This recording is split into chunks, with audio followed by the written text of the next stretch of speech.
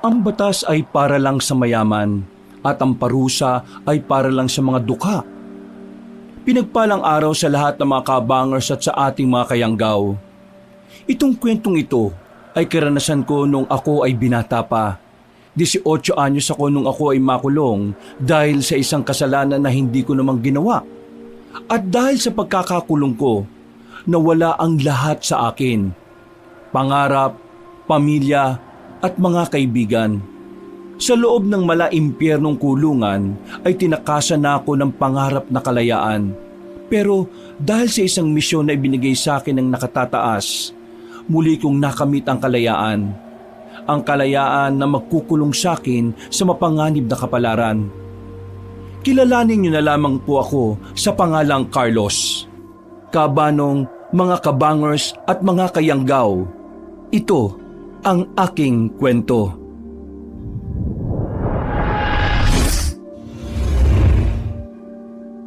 Bago nga pala magsimula ang ating kwento, sana'y mapindot nyo muna ang subscribe button at ang notification bell para lagi kayong nanonotify pag may bago tayong mga kwento. At huwag nyo rin kalilimutan mag-like at comment. Napakalaking tulong po ito sa ating channel para mas makapagatid pa kami sa inyo ng mga magaganda at mga nakakapangilabot na mga kwento.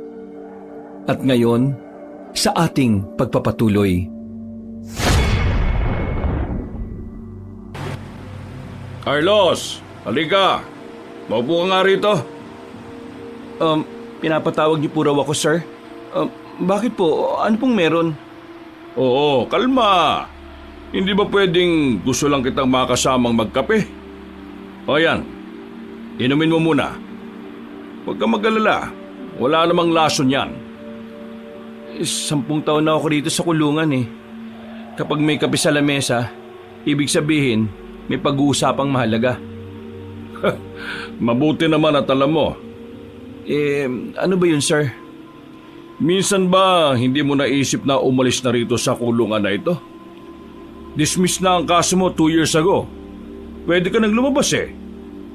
Para saan pa ang kalayaan sa labas kung wala naman na akong babalikan? Wala na lolo ko. Ang mga kamag-anak ko, pinandidirihan ako dahil kriminal na ako sa paningin nila. Wala na rin ako matitirhan. Magiging palaboy lang ako sa labas eh. At baka matuto pa ako ng kung ano-ano. Dito sa loob, maayos ang mga nagagawa ko kahit na papaano. Magulo nga lang, pero mas magulo sa labas. Kaya ayos na ako dito, sir. Pero maraming salamat sa effort nyo na tulungan ako makalaya mula pa noong unang taon ko rito. Naawa ko sa lolo mo eh. Pero wala rin naman akong nagawa. Masyadong malakas ang mga ebidensya na nilatag laban sa'yo. Pero alam niyo naman na wala akong ginawang masama, di ba? Hindi totoo ang mga binibintang nila sa akin. Na-set up lang ako. Alam ko, Carlos. Alam ko. Naniniwala naman ako sa'yo. At kilala kita. Bata ka pa lang, alam kong mabuti kang tao. Pero wala eh. Nabibili talaga ng pera ang batas. Inilaban ko naman. Hindi talaga kinaya. Sobrang pangit din ng sistema rito sa bansang to eh. Alam mo naman yan, hindi ba? Nakulong muna ako ng 8 taon bago napatunayan na wala akong kinalaman. Nakakatawa lang talaga eh. Ganun pala talaga kabagal ang proseso sa bansang ito eh, no? Dito mo na lang ba gustong mamatay? Sa loob ng impyernong kulungan na ito? Sa labas, impyerno rin. Walang pinagkaiba dito sa loob. Kaya salamat na lang kung aalokin niyo ako ulit ng kalayaan. Yung lolo mo, bago siya namatay, hindi ba manunugis siya? Ho? Paano niyo po nalaman? Nang ano rin siya sa ilog, nag-background check ako sa kanya para madali ko siyang mahanap. Doon ko nalaman. Ano naman ngayon kung dati siyang manunugis? Naturuan ka naman siguro niya, hindi ba? Ano po bang gusto niyong tumbukin, sir? Wala ka pa rin bang ideya? Alam niyo ba kung anong ibig sabihin ng manunugis? Pumapatay sila ng mga aswang. Mismo. That's my point. Aswang. Ay, teka ho. Naguguluhan ho ako eh. Saan ba papunta tong usapan na to, sir? At saka, ikaw, interesado kayo sa aswang? Kailan pa? Carlos, kailangan kita. May ipapagawa ko sa'yo. Malaking pera ang kikitain mo rito. Seryoso ba kayo? Mukha ba akong nagbibiro? Diretsuin nyo na ako. Okay. Sige, ganito. Merong isang probinsya na ginugulo ng mga aswang. Marami nang nabibiktima ron ng mga hayop na yon. Walang makapuksa sa kanila. Kaya naman naisip kita, Carlos. Alam ko na meron kang alam dahil nasabi sa akin ng lolo mo na naturuan kanya noong malaya ka pa. Tingin ko, ikaw lang ang makakapuksa sa kanila. Teka, sandali lang ho. Ako talaga? Ako makakatalo sa kanila at hindi ang mga alagad ng batas na kagaya ninyo?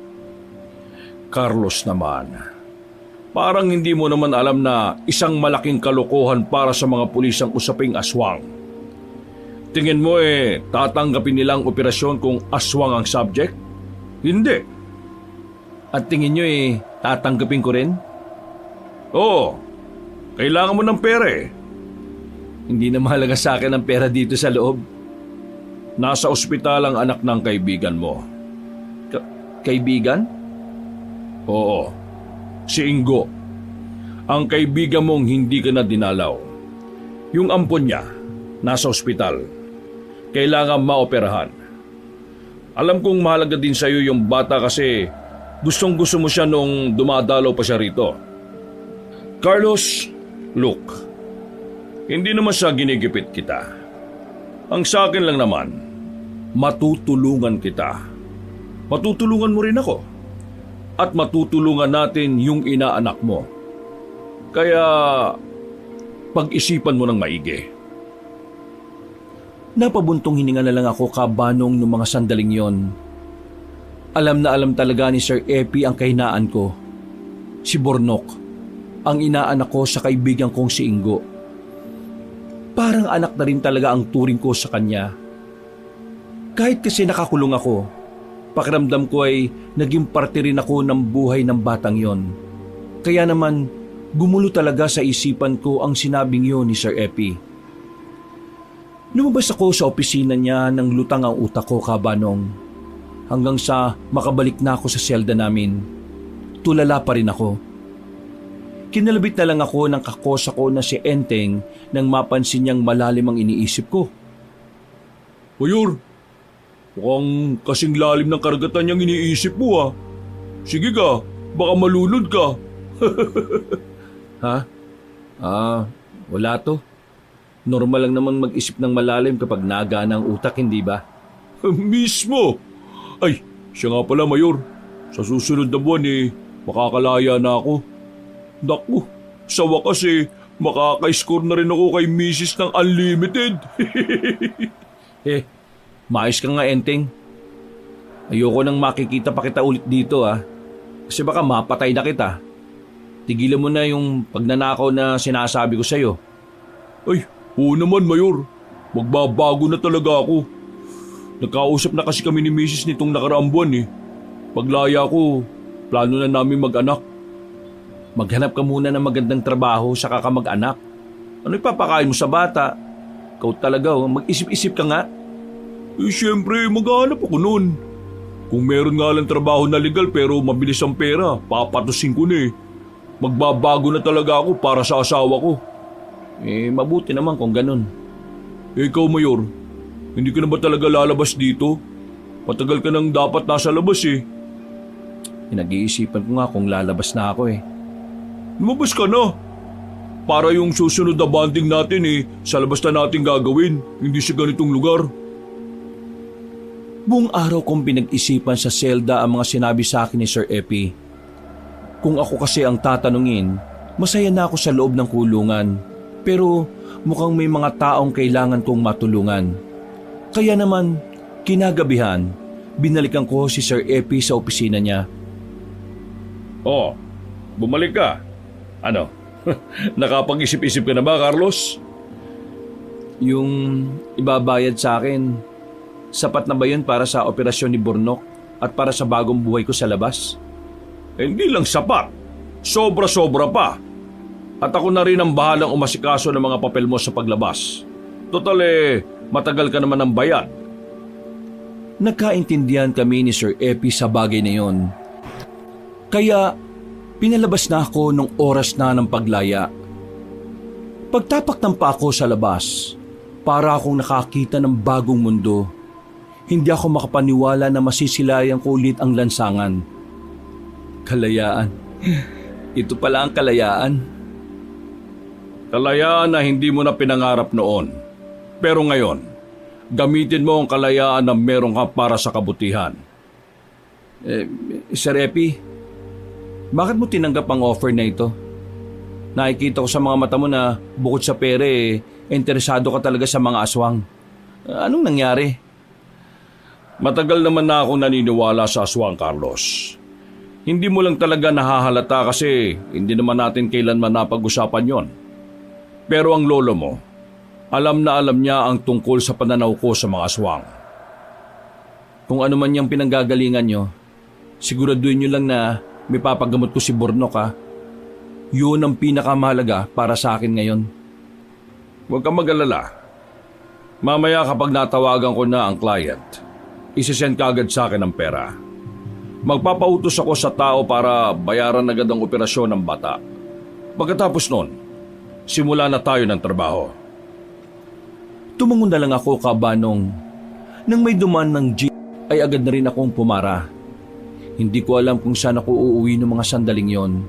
Kaya dumiretso na lang muna ako sa isang hotel gamit ang perang ibinigay sa akin ni Sir Epi. Pagkatapos noon, nagpunta ako agad sa ospital kung saan naroon ang inaanak kong si Bornok. Pagdating ko, inabutan ko si Ingo na kalalabas lang din ng kwarto. Nagulat pa siya nang makita niya ako. Nanlaki ang kanyang mga mata. Parang hindi makapaniwala na nasa harapan na niya ang isang taong matagal na namalagi sa kulungan. Carlos? Bakit ganyan ang reaksyon mo? Hindi ka ba masaya na narito ako? Malamang masaya. Pero nakalaya ka na ba talaga? Ano bang iniisip mo? Tumakas ako? Buti naman nakalabas ka na rin, pre. Yung bata, yung inaanak ko, kumusta? Nalaman ko yung nangyari sa kanya Yun nga may problema sa bituka yung inaanak mo.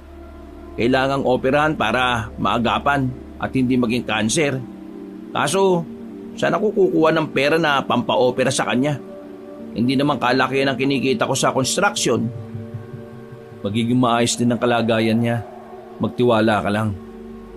Sana nga pare. Sana nga. Bakit ba hindi mo na ako dinalaw? Huling dalaw mo sa akin, 3 taon na nakalilipas ha. Bakit? Pinagbawalan ako ng mga magulang ng asawa ko Kriminal kasi ang tingin nila sa'yo. Ayaw nilang lumapit ako sa'yo dahil masisira daw yung pangalan nila. Kung hindi ko sila susundin, ilalayo nila yung bata sa akin. Pero wala rin naman nangyari. Niloko rin naman ako ng asawa ko at naghanap ng iba. Yung mga magulang niya, tuluyan na kinalimutan yung apo nila. Kung una pa lang alam kong mangyayari to, hindi ko na sana sila sinunod. Pinagpatuloy ko na lang sana yung pagdalaw sa'yo. Kaya mula nun, naya na akong dumalaw sa'yo kahit na wala na pumipigil sa akin Sa isip-isip ko kasi, napakawalang kwenta kong kaibigan. Kaya, pasensya ka na ha.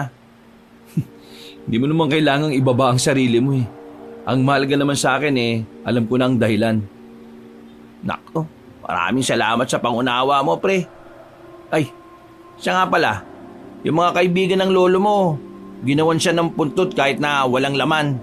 Kasi di ba, hindi naman natagpuan yung katawan niya nung nalunod siya. Kaya yun, may puntot pa rin siya na pwedeng madalaw.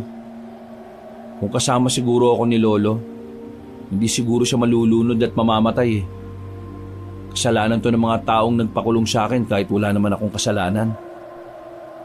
Tungkol naman kay Mr. Yang, huwag mo na sana siyang gantihan, pre. Malala na lagay niya Ha? Malala? Bakit? Ano bang nangyari sa kanya? Ngumiti na lang ng pilit si Ingo. Tinuro niya sa akin kung saan ang bagong bahay ng taong nagpakulong sa akin. Pinuntahan ko ang matandang incheck na yun sa kanila. Nakita ko siyang nakaupo sa wheelchair habang nasa loob siya ng kanilang bakuran. Isang kasambahay ang nag-aasikaso sa kanya. Lumapit ako sa matandang incheck kahit na hindi ako nagpapaalam. Natatandaan mo pa ba ako? Ikaw, Carlos! Mabuti naman at hindi mo pa nakakalimutan ng taong pinakulong mo nang walang kasalanan. Teka, nasaan na nga pala yung anak mong babae na sinasabi mong pinagsamantalahan ko?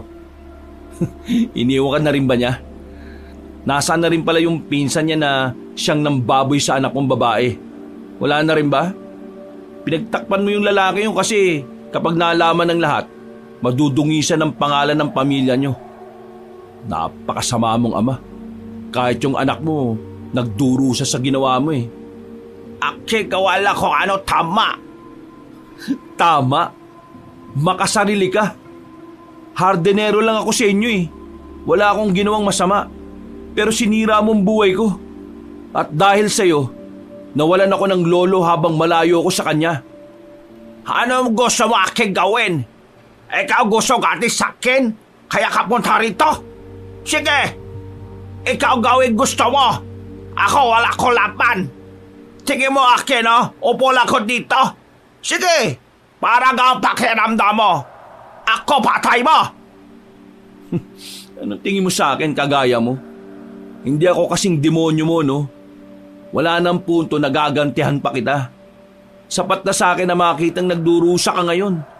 Mag-isa at naghihirap sa sakit. At higit sa lahat, malungkot. Kaya damhin mo ang karma mo. Kalma. Ako kalma na, oo, tama ka. Hiling ko na sana mas mabuhay ka pa ng matagal para mas matagal mo ring maramdaman ang paghihirap mo. Tiningnan ko siya ng masama, Kabanong. Nakatingin lang siya sa akin na parabang nagmamakaawa siyang patawarin ko. Pero hindi ko binigay ang kapatawaran na gusto niya. Sinira niya ang buhay ko eh. Maraming nawala sa akin ang dahil sa isang kasalanan na ako mismo ang nagbayad. Umalis ako roon nang hindi na muli pang lumingon. Masakit para sa akin ang nangyari. Pero kahit na anong awa ko sa kanya, hindi ko pa rin kayang ibigay ang kapatawaran na hinihiling niya. Bumalik na lang ako sa ospital. Inabutan ko si Ingo sa labas ng kwarto ng anak niya. Natataranta at hindi mapakali. Ayon sa kanya, sinisimulan na ang pag-oopera kay Bornok. Napaiyak na lang din siya sa sobrang tuwa, habang ako naman ay lihim na napangiti. Hindi ko na lang din sinabi sa kanya na ako ang gumawa ng paraan para maoperahan na ang bata. Sapat na sa akin na malaman na maging maayos na rin ang anak niya. Bandang gabi, pinuntahan ko si Sir Epi. Nagkasundo kaming magkita sa isang abandonadong warehouse na malapit lang din sa istasyon ng pulis. Oh, late ka ng 10 minuto ah. May nangyari ba? Wala naman ho, sir. Galing lang ako sa inaanak ko. Naoperahan na ho siya kanina. Sabi ng doktor magiging maayos na rin ang kalagayan niya sa mga susunod na araw. Maraming salamat talaga, sir. Huwag ka magpasalamat sa akin, Carlos. Magpasalamat ka sa sarili mo dahil ikaw ang dahilan ng paggaling ng bata. Naging gabay mo lang ako. Well, let's talk about the business. Merong inilatag na mga larawan si Sir Epi sa lamesa. Larawan yun ng mga aswang. Ganon na mga aswang na pinapakita sa akin ng lolo ko noong bata pa lang ako. Kaya naman, hindi na rin naman yon bago sa akin. Pamilyar ka na siguro sa mga aswang na ito. Pero ang problema, hindi alam ng mga intel ko kung alin sa mga ito ang nanggugulo sa barangay Paco. Pero ayon sa client, yung aswang na nambibiktima sa lugar nila nangunguha raw ng babae. At ang mga lalaki naman, pinapatay. Yung mga babae, hindi na muling nakikita. Meron ding usap-usapan na hindi lang nag-iisa ang aswang sa probinsya nila. Yung unang aswang na namataan sa kanila, yun ang nambibiktima, tama? May nasabi ba sa iyo kung anong itsura niya? Ang natatandaan ko, mahaba ang buhok eh. Tapos kulay puti. Eh dito sa mga larawan, isa lang naman ang puti ang buhok dito. Pero maikli lang ang buhok nito eh. Ang sabi ng lolo ko, kapag maikli ang buhok at kulay puti, ang tawag sa mga yon ay gabulang. At kung mahaba naman ang buhok tapos kulay puti at ang buong katawan ay kulay itim, gabunan naman ang tawag sa kanila. Ang gabunan ang isa sa pinakamalakas na aswang sa kasaysayan ng mga aswang. Isang beses lang silang kumakain sa isang taon. Pero meron silang kakaibang ugali. Kapag wala silang magawa, pumapatay lang sila ng basta-basta. Kaya tama talaga na ikaw ang pinili ko sa trabahong ito eh. Kasi alam kong marami ka talagang nalalaman. Ay, siya nga po pala. Matanong ko lang, may makakasama ba ako rito? Hindi ko naman kasi kakayanin na ako lang eh. Eh di ako. Bakit ikaw? Eh bakit hindi? Ang ibig kong sabihin, di ba may trabaho ka bilang Nag-resign na ako para dito. sigurado ba kayo? Ipinagpalit niyo ang trabaho niyo sa ganitong uri ng sideline? Carlos, matagal na akong gustong mag-resign. Nakakasawa na rin kasi. Kaya na mag-offer sa akin ng ganitong trabaho, medyo nainganyo ako kasi bago to. Umamin nga kayo sa akin. May malalim kang dahilan bukod sa pera, no? Kung ano man yun hindi ko gustong pag-usapan sa ngayon. Ang mahalaga, nandito na tayo para pagandaan ang nalalapit nating paglaban sa mga aswang. Siya nga pala. Marami na rin pala tayong armas na dadalhin kaya wala na tayong magiging problema. Meron akong alam na magagamit ko sa laban na ito. Hindi baril. Hindi baril? Ano? Matapos ang usapan naming dalawa, sinamahan niya ako para puntahan ng dati naming bahay. Sobrang tahimik na ang paligid nang dumating kami roon, Kabanong. Abandonado na ang bahay namin ng lolo ko, na parang dati lang ay punong-puno ng kaligayahan. So, ito pala ang dati niyong bahay. Malaki rin pala ah. Oo, pinaghirapan namin ng lolo ko ang bahay na yan. Galing yan sa dugot pawis namin. Pero wala nung makulong ako, nawalan na ng pag-asa ang lolo ko hanggang sa magkasakit siya dahil sa lungkot. Hindi na siya nakadalaw. Nalaman ko na lang na tumalon na lang siya sa ilog para tapusin ang sarili niyang buhay. Napakaraming masasayang alaala sa bahay na yan, sir. Mula dito sa labas, nararamdaman ko na kaagad yung sakit eh. Pero wala na ako magagawa. Kailangan kong magpatuloy. Lalo na ngayon, nagkakaroon na ako ng interest para malaman kung ano ba talaga ang papel ko sa mundo. Gamit ang cellphone namin, ay inilawan namin ang loob ng bahay namin. Nakakalat ang mga gamit sa sala, pati na rin ang mga aparador ay nakabagsak na rin. Dumiretso ako sa hagdanan na tumakyat sa itaas. Tumungo ako sa kwarto ng lolo ko. Binuksan ko ang sahig kung saan doon nakalagay ang baol ni lolo. Anong laman yan? Ito ang gamit ni lolo nung nakikipaglaban pa siya sa mga aswang. Ang sabi niya sa akin, balang araw magagamit ko ito. Hindi ko inakala na mangyayari pala talaga yung sinabi niyang yun sa akin. Teka, espada yan ah. Ang ganda. Maganda nga, pero ang dilim ng kasaysayan nito. Ang dami na nitong pinatay na aswang. Sir Epi, bigyan niyo ako ng 1 buwan. Mag-iinsayo ko. Pag-aaralan ko ang mga galaw at taktika sa pakikipaglaban sa mga aswang. Pinapangako ko, 1 buwan lang. Matututunan ko ang lahat ng tinuro sa akin ni Lolo na di ko pinansin noon. Sige, kakausapin ko ang kliyente. Basta 1 buwan lang ha. Lumabas na rin kami sa bahay namin pagkatapos kong makuha ang gamit ni Lolo. Bago kami umalis, Isang mapait na ngiti ang ginawa ko habang pinagmamasdan ng bahay. Noong mga sandaling yun, muli kong naramdaman ang pangungulila.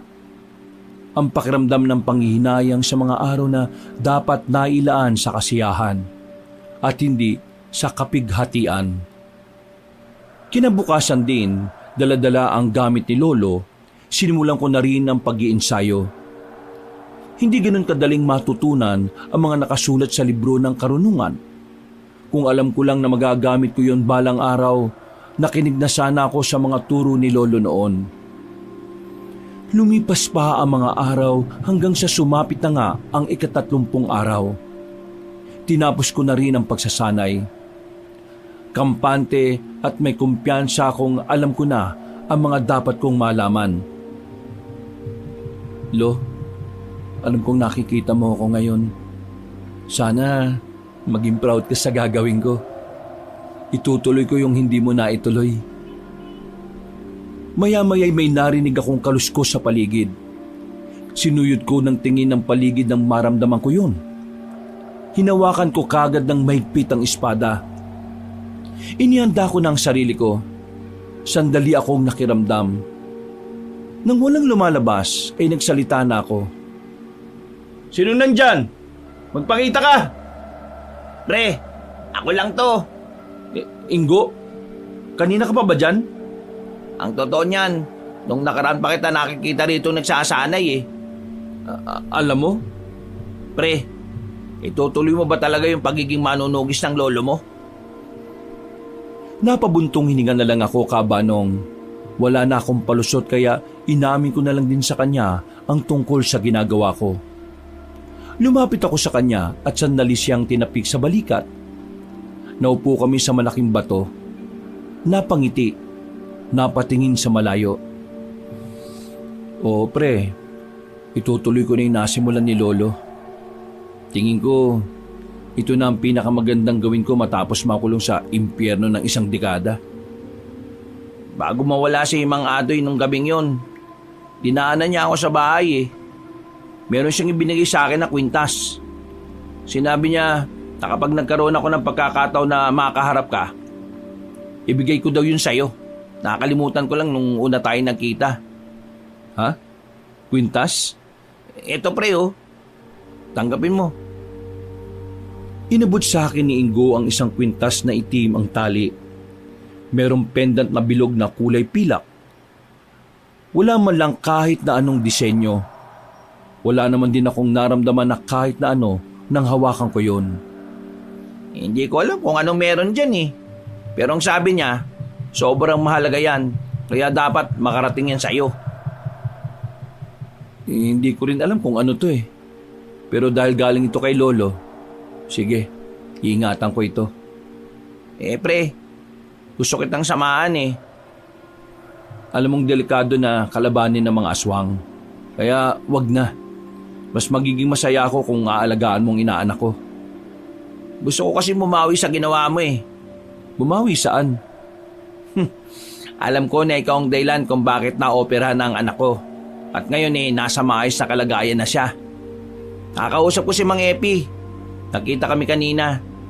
Kinamusta niya kasi si Bornok eh. Nasabi niya sa akin ang totoo. Carlos, gusto kong sumama. Gusto kong sumama hindi para bumawi lang sa nagawa mo. Gusto kong sumama para din maramdaman kong meron akong nagawa para sa anak ko. Paano si Bornok? Papadala ko siya kina mama sa Maynila. Doon na siya mag-aaral eh. Di sige. Ikaw ang bahala. Pre, bakit hindi ka nagdalawang isip na ilagay ang sarili mo sa panganib para lang mailigtas si Bornok? Pre, iniwan na ako ng lahat. Kayo mag-ama na lang ang meron ako. Tsaka, alam ko ang pakiramdam ng nawawalan. Ayaw ko mangyari yun sa'yo. Maraming salamat talaga pre ah.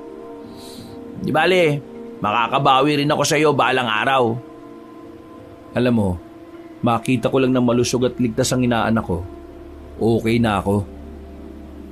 Tinapi ko na lang din siya ulit sa balikat at saka nauna na rin akong naglakad, kabanong. Isinama ko na siya kay Sir Epi para ipagpaalam. Pumayag naman siya. Ang kaso nga lang, walang nakalaan na bayad para kay Ingo dahil hindi ito nakasama sa kontrata. Pero hindi yun naging problema sa kaibigan ko. Handa siyang samahan ako hindi para sa pera. Sigurado ka naman talaga, Ingo. Baka naman bigla kang umatras kapag nasa gitna na tayo ng labanan, ha? Hindi po, sir. Mga bata pa lang kami nito ni Carlos. Tinuruan na kami ni Mang Adoy. Sanay na rin po ako sa mga aswang. Eh di kung ganon, magsaya muna tayo ngayon. Total bukas magsisimula na tayo sa operasyon natin. Pumasok kami sa isang beer house sa bayan. Hindi naman ako pala inom kaya kakaunti lang ang nilaklak ko. Habang nakakasiyahan sa loob ng beer house, bigla na lang akong nakaramdam ng pagkahilo. Alam kong hindi yun dahil sa alak dahil hindi naman malakas ang tama ng nainom ko. Napahawak ako sa pader, Kabanong. Munti ka na ako matumba. Pero buti na lang ay napansin ako ni Ingo. O pre, ayos ka lang ba? Lasing ka na yata eh. Hindi pa ako lasing. Nahihilo ka na nga eh. Hindi nga ako lasing, pre. Bigla lang ako nahilo. Ha? Sigurado ka ba? Ayos ka lang ba talaga? Oo, ayos lang ako. Bumalik na lang ako sa upuan namin. Mga ilang minuto lang, naramdaman kong uminit ang kwintas na suot ko. Sa pagkakataong yon, alam ko na kung ano ang nangyayari at alam ko na rin kung ano ang kwintas na yon. Nagmamadali akong lumabas ng beer house. Parang may tinuturo kasi ang kwintas sa akin. Hinahatak niya ako. Lakad lang ako ng lakad hanggang sa makalayo na ako sa beer house. Nang nasa madilim na eskinita na ako, natigil ako sa paglalakad nang madatnan ko ang isang lalaki na nakatayo sa gilid ng poste ng ilaw. Napatingin din siya sa akin. Sandali kaming nagkatitigan. Sa hindi malaman na dahilan, nakaramdam ako ng panganib sa lalaking yon. Sino ka? Hindi sumagot ang lalaki. Kinutuban na ako nang tingnan niya ako ng masama. Dinampot ko ang 2x2 sa gilid. Hindi ko rin alam kung bakit ko yung ginawa. Basta, naramdaman ko na lang na mapanganib ang nasa harapan ko. Nang ihataw ko yun sa kanya, ay bigla siyang tumalon papunta sa kaliwang banda. Isa kang aswang! Meron palang aswang dito, ah! Hindi ko dala ang espada ko nung oras na yon, Kabanong. Kaya nakasalalay ang labang ko noon sa hawak-hawak kong 2x2. Muli akong lumusob sa kanya. Pero agad namang siyang nakailag. Mabilis din siya, pero dahil sa suot kong kwintas, parang nababasa ko na ang mga susunod niyang gagawin.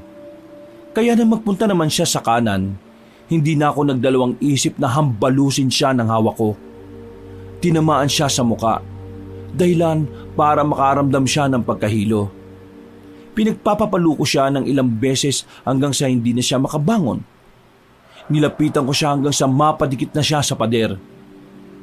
Sabihin mo sa akin, bukod sa'yo, meron pa bang ibang aswang sa probinsyang to?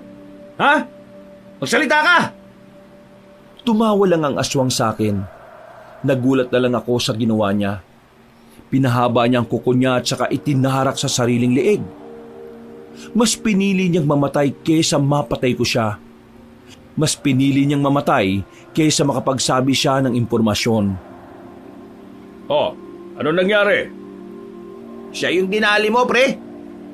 Tingin ko, kumakalat na ang mga aswang sa iba't ibang probinsya.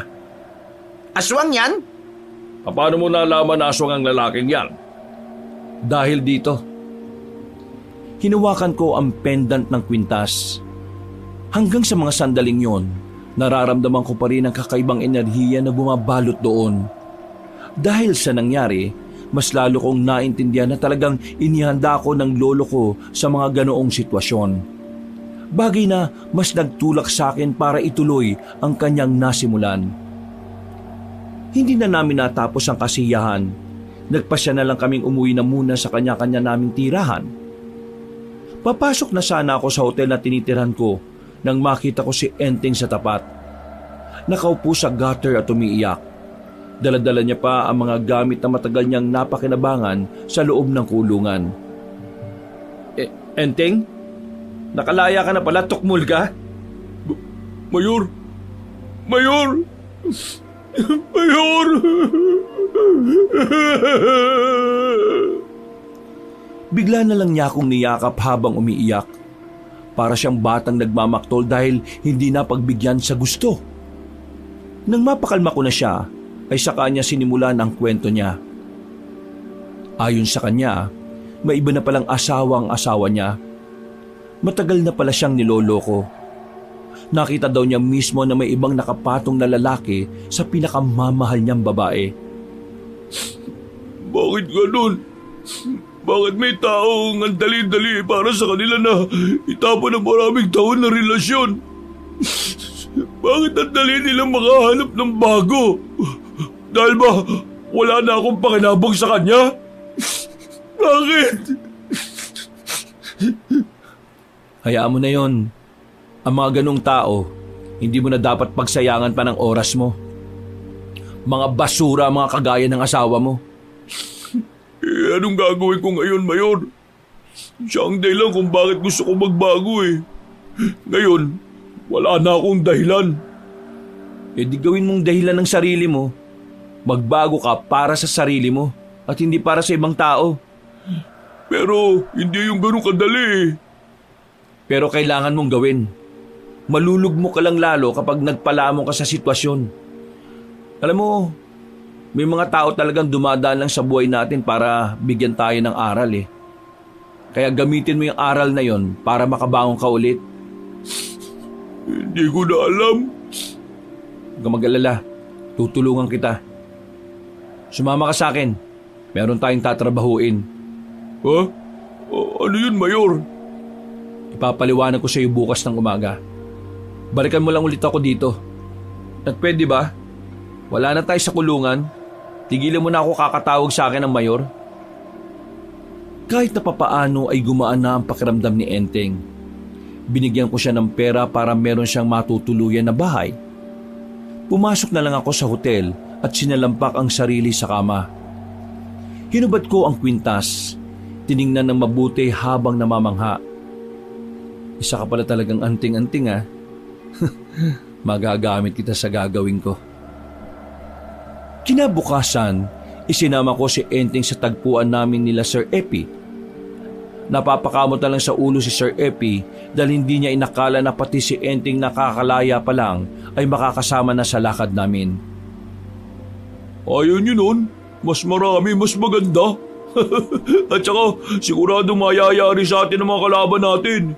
Eh teka, sino bang bibirahin natin? Mga aswang. Ha? Kung aswang lang pala eh. Mga ano? Aswang? Oo, mga aswang. Bakit? Takot ka ba sa aswang? Ay, hindi naman.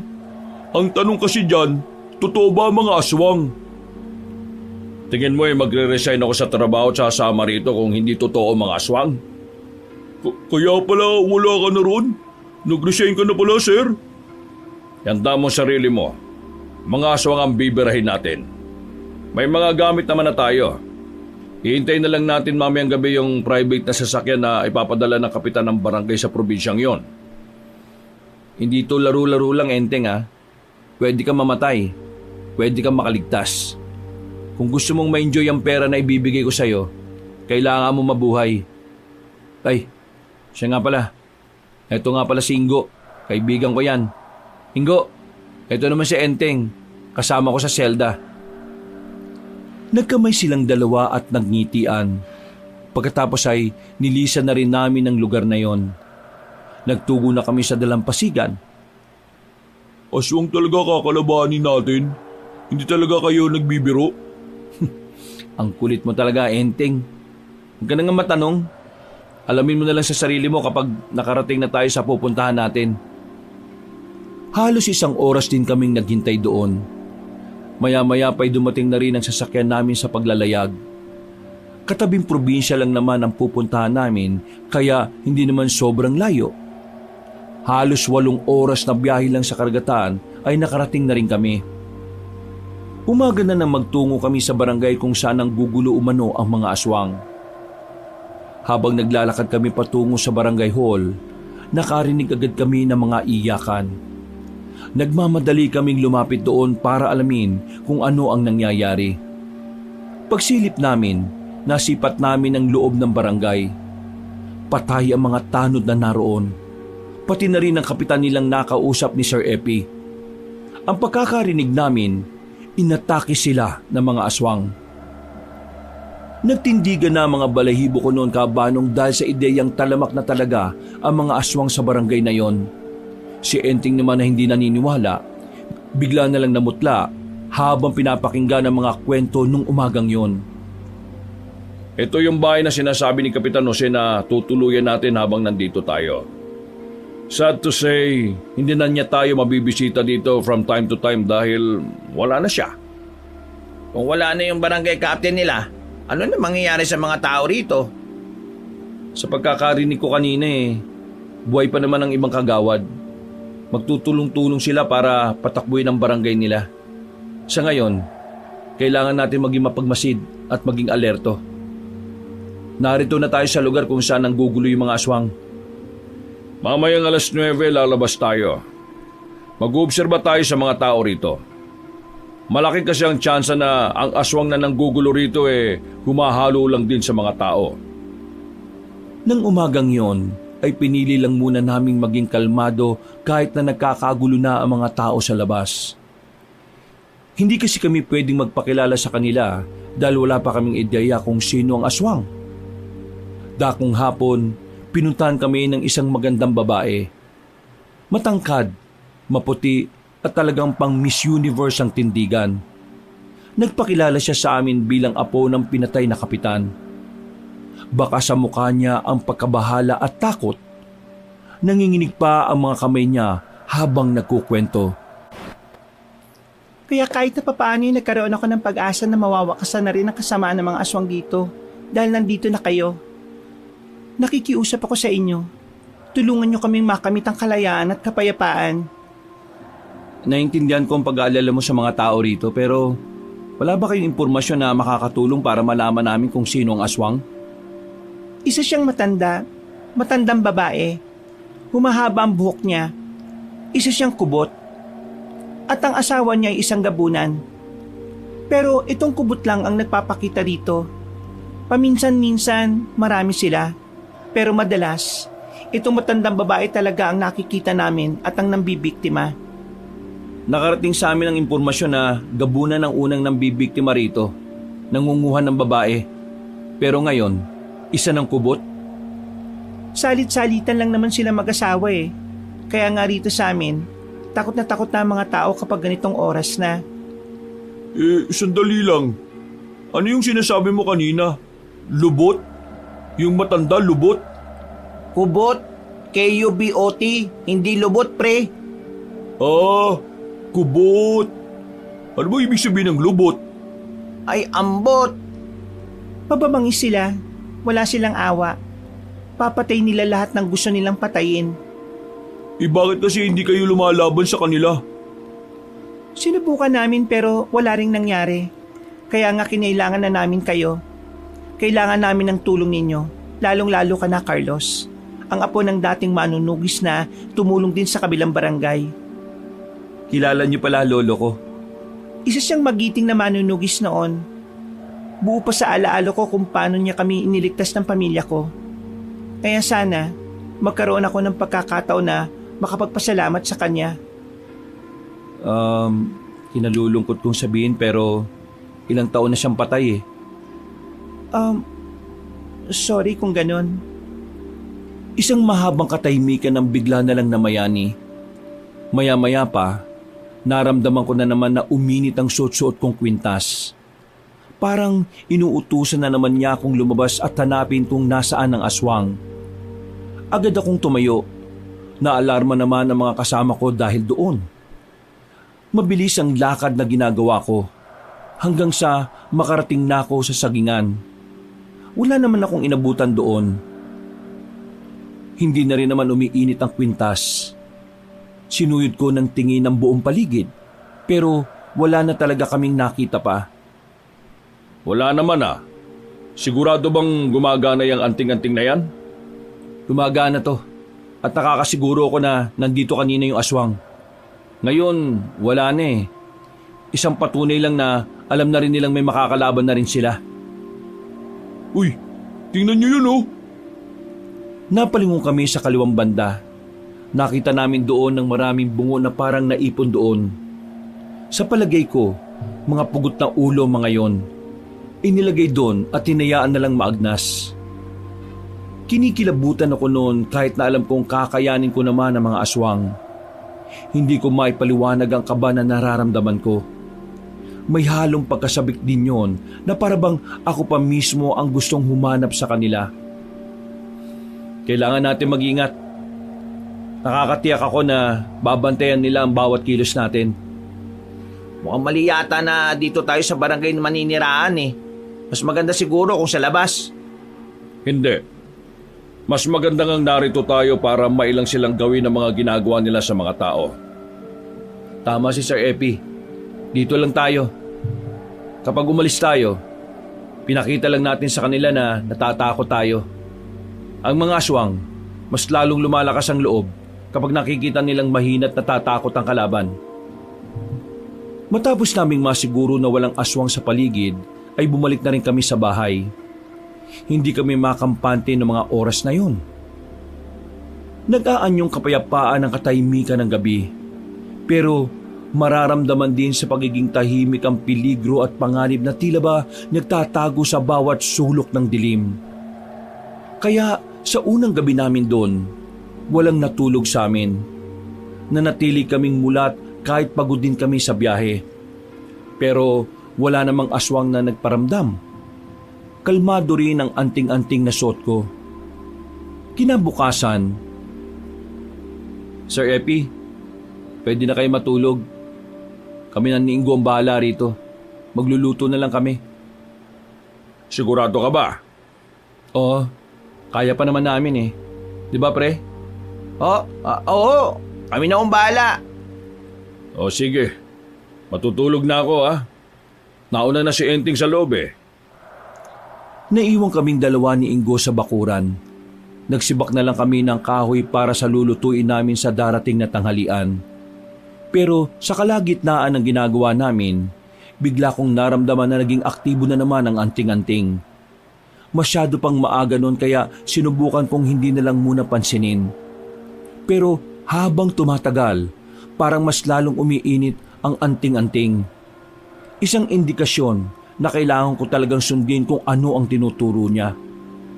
Oh, bakit pre? May nararamdaman na naman ba yung anting-anting na yan? Oo, kailangan kong sundan.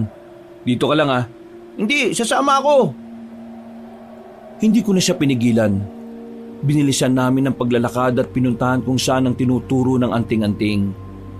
Nakarating na kami sa bungad ng gubat. Habang nililibot namin ang tingin ng paligid, isang matandang babae ang nakita namin sa bandang ilog. Kung titingnan maigi, parang normal na tao lang siya na nagsasalok ng tubig. Pero sinasabi sa akin ng anting-anting na aswang ang matandang yon. At malakas ang pakiramdam ko na parang siya ang kubot na sinasabi ni Sandra. Nagtago na muna kami sa gilid. Pinagmamasdan lang namin na matanda. Aswang ba talaga ang isang yan? Bakit parang normal lang naman ang galaw? Aswang yan. Hindi magkakamaling anting-anting ni Lolo. Kailangan lang natin kumuha ng tamang pagkakataon. Susundan natin siya para malaman natin kung nasaan ang iba niyang kasama. Tingnan mo, nakatingin siya dito oh. Parang nararamdaman niyang narito tayo. Yumuko ka. Itinago na muna namin ang sarili namin, kabanong. Makalipas ang ilang segundo, nang balikan namin siya ng tingin, ay nawala na siya. Pero nanatiling aktibong anting-anting kaya nararamdaman kong hindi pa yon nakakalayo. Mabilis kaming umalis sa pinagtataguan namin. Pinuntahan namin ang ilog at sinuyod ang tingin ng paligid. Sa hindi malamang dahilan, parang tinuturo ng anting-anting ang tamang daan. Tinumbok namin ang diretso at narating na nga namin ang malaking puno ng akasya. Nararamdaman kong narito ka lang. Kaya lumabas ka na. Pre, ayan na siya. Ano kailangan niyo sa akin? Alam mo kung anong kailangan namin sa'yo. Imposibleng hindi mo nararamdaman kung sino kami. Base sa tindigan niyo, ay masasabi kong may alam kayo kung sino ako. Alam mo naman pala eh. Narito kami para iligpit ka. Iligpit? Aswang ka! Hindi ko naman sinasabing hindi. Pero nag-aalala lang ako. Sigurado ba kayong ililigpit niyo ako? Eh parang mga lampa kayo sa paningin ko. Pre, wala tayong dalang sandata. Kakayanin ba natin yan? Gumilid ka na muna. Akong bahala sa isang to. Wala akong panahon dahil masyado pang maaga para pumaslang. Pero huwag kayong mag-alala. Meron akong iiwang bisita sa inyo. Sumipol siya ng pagkalakas-lakas. Biglang may isang lalaking matangkad na lumabas mula sa gilid ng kawayanan. May kapayatan siya, pero ramdam ko ang pagiging mabangis ng lalaking yon. Nakangiti lamang sa amin na matanda na para bang iniinsulto kami. Minamalit niya kami pero hindi niya alam meron akong gamit na anting-anting. Bahala ka na sa dalawang yan ha, Iska. Lakpain mo hanggat gusto mo. Pagkain mo yan. Pagkatapos kausapin ng matandang babae ang lalaking yon, ay umalis na rin siya. Tumayo sa harapan ko ang aswang. Nakatingin ng direkta sa akin habang nanlilisik ang mga mata. Huminga ako ng malalim. Kung tutuusin, yun ang unang beses na mapapalaban ako. At kahit hindi ko aminin, kinakabahan pa rin ako dahil wala ang espada na daladala ko. Walang ano-ano, agad na tumakbo papalapit sa akin ang lalaking aswang. Dinakma niya ako, pero buti na lang ay agad naman akong nakailag. Nabigla ko sa bilis niya. Ang nasa isip ko kasi, ang mga aswang ay basta-basta lang umaatake. Pero kakaiba yon. Matalino, nakakapag-isip siya ng maayos kung ano ang mga gagawin niya. Unang 5 minuto ng labanan namin, wala pa rin akong nagagawa kundi ang ilaga ng mga atake niya. Ramdam na ramdam ko ang kalamangan niya, pero hindi ako nagpatinag. Kahit alam kong wala akong panama sa kanya kung palakasan lang ng katawan ng labanan, pinalagang ko pa rin siya. Nagulat na lang ako nang bigla siyang tumilapon dahil sa lakas ng suntok ko. Hinawakan ko kagad ang anting-anting na mapagtanto ko na yun ang dahilan kung bakit ako lumakas. Namamangha rin pati si Ingo. Pareho kaming hindi makapaniwala sa nagawa ko. Pre, kakaiba ka. Hindi ako nakasuntok ng ganito kalakas sa kulungan eh. Kaya nakakapanibago. Pero gusto ko to ha. Muling nakabangon ng aswang. Parang wala man lang nangyari sa kanya. Sa isip-isip ko noon ay baka kulang ang lakas ng pagkakasuntok ko. Kaya inihanda ko ulit ang sarili ko. Naramdaman ko na lang ang kakaibang enerhiya na parabang naiipon sa kamao ko. Nang muli siyang lumusob, nailagan ko ulit ang atake niya. Dahil sa anting-anting, nababasa ko na rin kung ano ang susunod niyang galaw. Nang makakuha ko ng tamang pagkakataon, agad ko siyang sinuntok ng malakas sa tagiliran. Narinig ko pa ang paglagutok ng buto niya. Hindi pa ako nakontento. Nilapitan ko siya ulit at sinipa ng malakas. Sa kanyang muling pagbangon, halatang halata ang matinding epekto ng pagkakabugbog ko sa kanya. Dugo na ang bibig niya. Laylay na ang kaliwang braso at nahihilo na rin. Nang makita kong tataka siya, hinabol ko siya at nahawakan sa damit. Hinila ko siya at buong puwersa ko na siyang sinuntok sa panga. Sinundan ko ulit ng isang malakas na suntok sa sikmura. Dahilan para tuluyin na siyang matumba. Ilang segundo pa siyang naghihingalo, pero kalaunan ay tuluyan na ring nalagutan ng hininga. Dudas na ba talaga yung aswang na yan? Wala na to. Hindi na humihinga eh. Bumalik kami sa bahay para ipakita kay Sir Epi at Enteng ang bangkay ng aswang. Sa mga sandaling yon ay hindi mapakali si Enteng habang nakatingin sa wala ng buhay na aswang. Ang pagkapanalo ko sa laban ay hindi pa rin naging dahilan para mapanatag ang kalooban ko. Dahil pakiramdam ko, matapos ang pangyayaring yun, mas lalong magiging komplikado ang pananatili namin doon. Mas lalong magiging mahirap ang trabaho namin. Kung napas lang mo ito gamit lang ang kamao, hindi malabong kayanin mo pa ang ibang aswang. Naniniwala ako sa iyo, Carlos. Aswang pala talaga to, no? Nakita ko kanina kung paano bugbugin niya ni Carlos eh. Pero hindi tayo dapat makampante. Masyado pang maaga para magdiwang. Yung matandang babae na kausap namin kanina, palagay ko siya yung kubot. Huminga na lang ako ng malalim, Kabanong. Matapos naming sunugin ang bangkay ng aswang, ay agad na rin kaming umalis. Pag-uwi namin, nagsagawa na kami ng mga hakbang kung papaano tatapatan ng mga aswang. Inihanda na rin namin ang mga sandata at armas. Nang sumapit naman ng kinagabihan, lumabas kami ng bahay para mag-ikot-ikot. Nagtataka ang mga tao kung sino kami. May iba pa na natatakot at nagsipasukan na rin sa kanilang bahay. Sa halos kalahating oras sa paglilibot namin ay wala pa naman akong nararamdamang aswang sa paligid. Pero naging alerto pa rin kami. Saan nga pala rito nakatira yung Sandra? Enteng, nasa isang operasyon tayo ha. Hindi tayo makikipaglandian. Alam ko naman yung Mayor. Nahanap ko lang eh. Malay natin, siya na pala ulit yung magpapatibok ng puso ko. Mag-move on ka na muna sa asawa mo bago ka lumandi, no? Hoy, Enteng, magtinu-tinu ka na ha. Pasalamat ka na lang nakalaya ka na.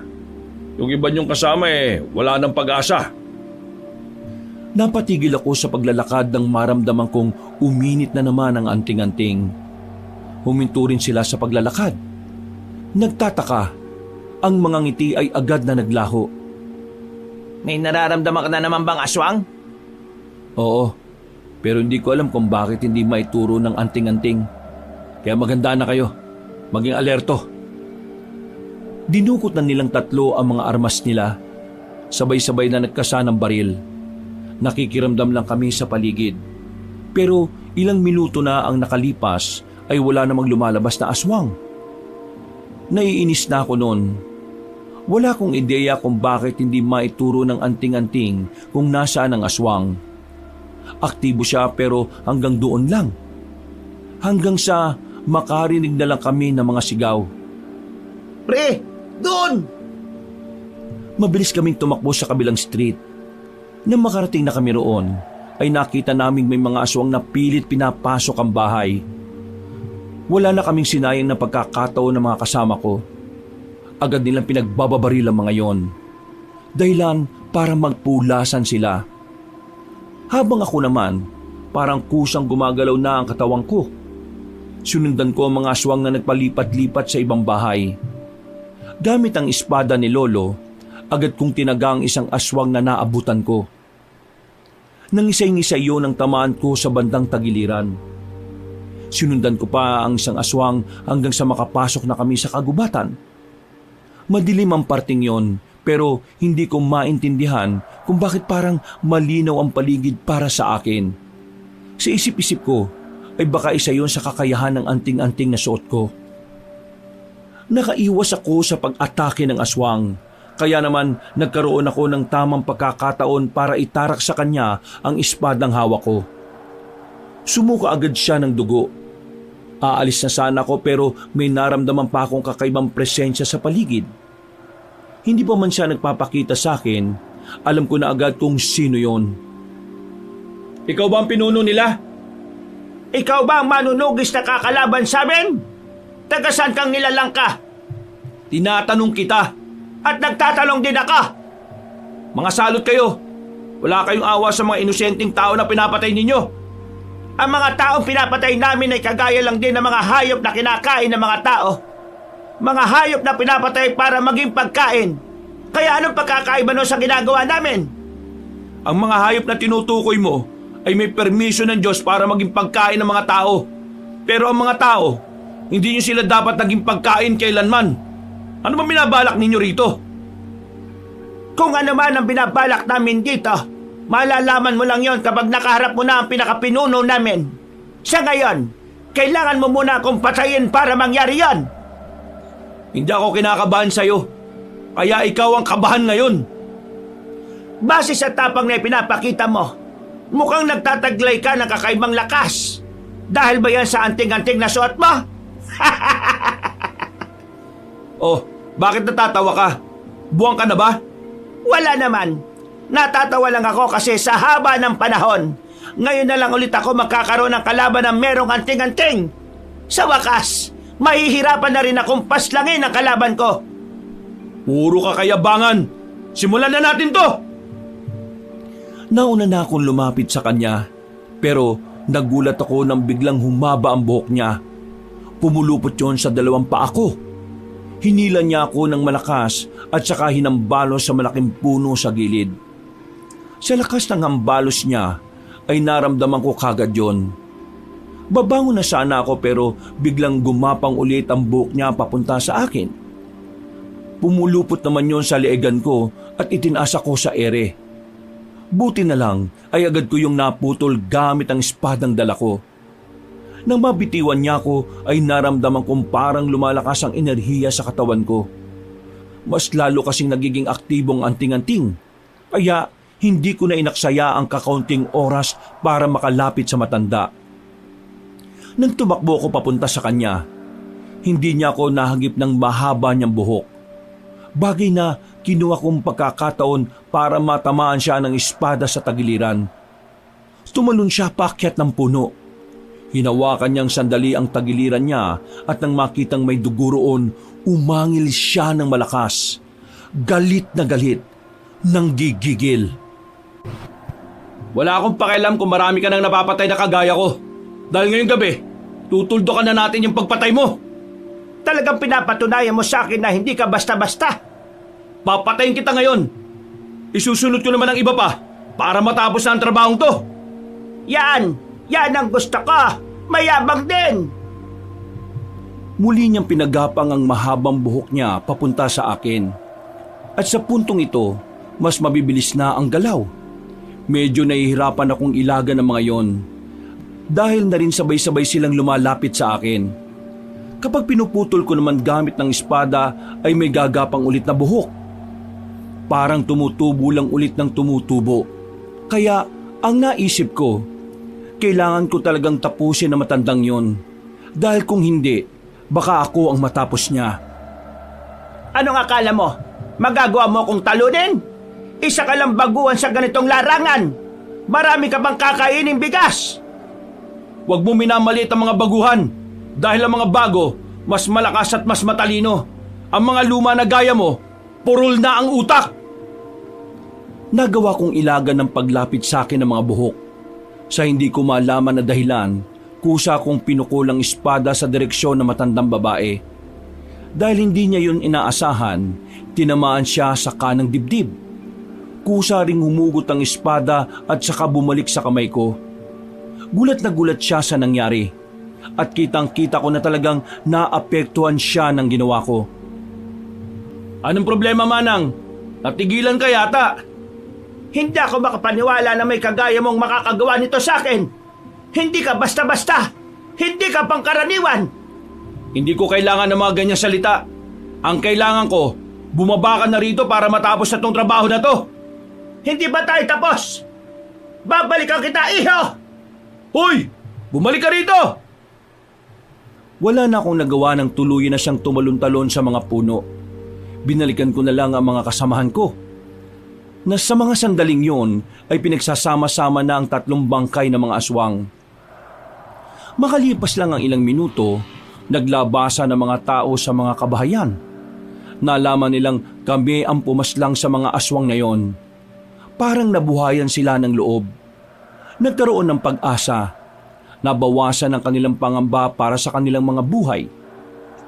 Mga kasama, ang mga taong ito ay ang mga taong kinausap ng aking lolo para tulungan tayo.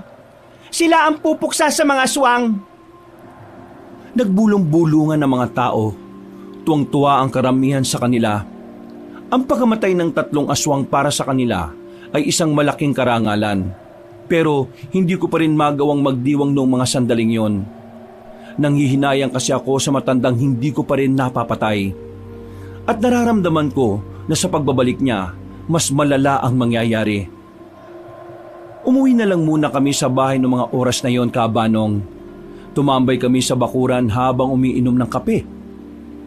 Habang nag-aabang kung babalik pa ba ang mga aswang, sinamantala namin ang pagkakataon para makapag-usap-usap tungkol sa mga bagay na walang kinalaman sa trabaho.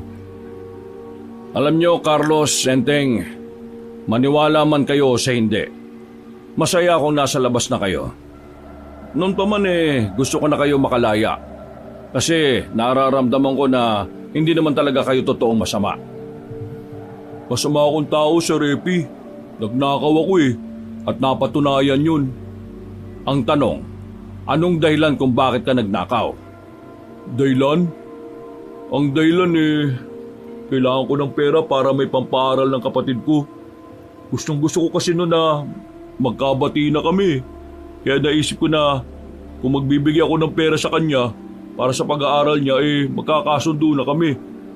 Ang kaso, hindi pala ganun ang mangyayari. Mas nagkaroon ako ng problema. Hindi ka masamang tao. Ginawa mo lang naman yun para sa kapatid mo Kung meron mang masama sa lipunan na to, yung mga taong mukhang disente pero mga magnanakaw naman. Mga taong edukado pero swapang sa pera. Ay nako, mga politiko nga naman. Sa totoo lang, wala na akong balak lumaya pa Parang gusto ko na lang tumira sa kulungan hanggang sa pagtanda at mamatay na ako. Akala ko kasi noon, wala akong madadatnan na pamilya. Pero, nandyan kayo. Napagtanto ko lang naman na pwede ko pala kayong ituring na pamilya. Bakit naman hindi, di ba? Ang totoo kung bakit mas pinili ko ang trabahong ito kaysa sa trabaho ko sa kulungan ay dahil meron akong malalim na dahilan. Mas malalim pa sa tuyong balon. Kung hindi ka pa handang sabihin sa amin, sir, naintindihan naman namin Pinatay ng mga aswang ang nanay ko sa probinsyang ito. Huh? Aswang ang pumatay? Yung pagkakarinig ko sa ibang warden, na-hold up ang nanay niyo, sir Yun ang pagkakaalam nila. Dahil yun ang sinabi namin sa iba. Kapag kasi sinabi naming aswang ang pumatay sa kanya, baka mas lalong mapag-usapan at pagtawanan. Mahalaga pa rin para sa akin ang paggalang sa namayapa kong ina. Dito mismo sa probinsyang ito namatay ang nanay niyo, sir? Oo, dito mismo. Nagpunta siya rito dahil sa isang kaibigan. Hindi ko alam kung bakit sa dami ng tao siya pa ang biniktima ng aswang. Wala namang alam ang nanay ko sa kanila. Kaya ako nandito kasi gusto ko malaman kung bakit nila ginawa sa nanay ko yon. Yung pinuno mismo ng mga aswang ang dumali sa nanay ko Yun ang sinabi sa akin ng kapitan dito nung unang usap namin. Grabe pala nangyari sa nanay niyo, sir. Sana kung nasan man siya ngayon may kapayapaan na siyang nararanasan. Sir, bago kayo mag-alala. Gagawin natin ang makakaya natin para mabigyan ng hustisya ang nanay ninyo. Ngayong may hawak akong anting-anting, mas malaki ang tsansa nating matalo mga salot na yon. Maraming salamat sa iyo, Carlos. Kahit na nalaman mo ngayon na personal itong ginagawa ko, hindi ka nagalit sa akin. Sa inyo rin, Ingo, Enteng. Kahit na hindi kayo kasama sa kontrata sumama pa rin kayo. Huwag kayong mag-alala. Malaki-laki naman ang naibayad sa akin. Kapag natapos natin to, ako nang bahala sa inyong dalawa. Yun may pambabae na ako. Tumigil ka. Gamitin mo sa tama yung pera mo. Hindi yung kung saan-saan. Wala naman siguro masama kung mambababae ako paminsan-minsan. Asawa ko nga ng lalaki. Napapailing na lang kami sa sinabi ni Enteng. Hindi na lang namin pinatulan dahil kung ano-ano na lang ang sasabihin niya. Nung gabing yun, kaming dalawa naman ni Ingo ang natulog. Si Sir Epi at Enteng ang nagpresentang magbabantay para makapagpahinga naman kami. Wala namang nagparamdam na aswang nung oras na yon. Kinaumagahan, nagtataka kami kung bakit ang daming tao sa harapan ng bahay namin. Hindi magkanda o gaga sila Sir Epi at Enteng sa pakikipag-usap sa kanila. Nagtataka naman ako, kaya agad akong lumapit sa kanilang dalawa. Ano nangyayari dito? Itong mga residente, gusto nilang turuan natin sila kung paano makipaglaban sa mga aswang. Posible ba yon, Carlos? Pre, baka pwede natin silang pagbigyan para alam din nila kung paano nila poprotektahan ang sarili nila. Pre, may punto si Enteng. O sige, makinig kayong lahat. Tutulungan namin kayo matuto para sa kaligtasan ninyo. Lahat ng leader sa kada pamilya ang isasalang namin sa pagsasanay. At pagkatapos, lahat na matuturuan namin siya namang magtuturo sa mga miyembro ng pamilya nila.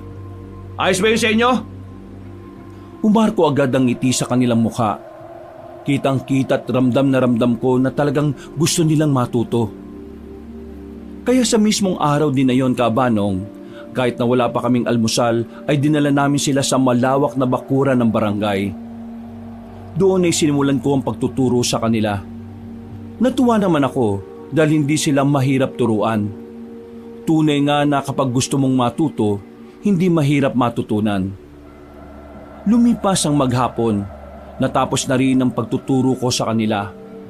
Karamihan sa kanila ay nakabisado na ang paggamit ng itak kontra sa mga aswang. Tuwang-tuwa ang karamihan sa kanila. Meron pa nga nagbigay ng isang buong manok bilang pasasalamat. Ang nakakatuwa sa lugar na to, talaga nagkakaisa sila para sa kapayapaan na gusto nila no? Kung ganyan lang siguro lahat ng Pilipino, baka matagal na tayong umunlad Ano palang balak natin gawin ngayon, pre? Nasugatan ko yung matandang babae. Siguradong ilang araw pa yun bago bumalik. Habang wala pang nagpaparamdam na aswang, itutuunan muna natin yung oras natin sa pagturo sa iba pa at sa paggawa ng mga armas na pwedeng maging pangontra sa mga aswang sakaling lumusob sila. Mas maganda siguro kung magsasama tayo ng mga residente sa pagronda natin sa gabi. Hindi natin alam na baka sa susunod na pupunta ang mga aswang dito mas marami na sila.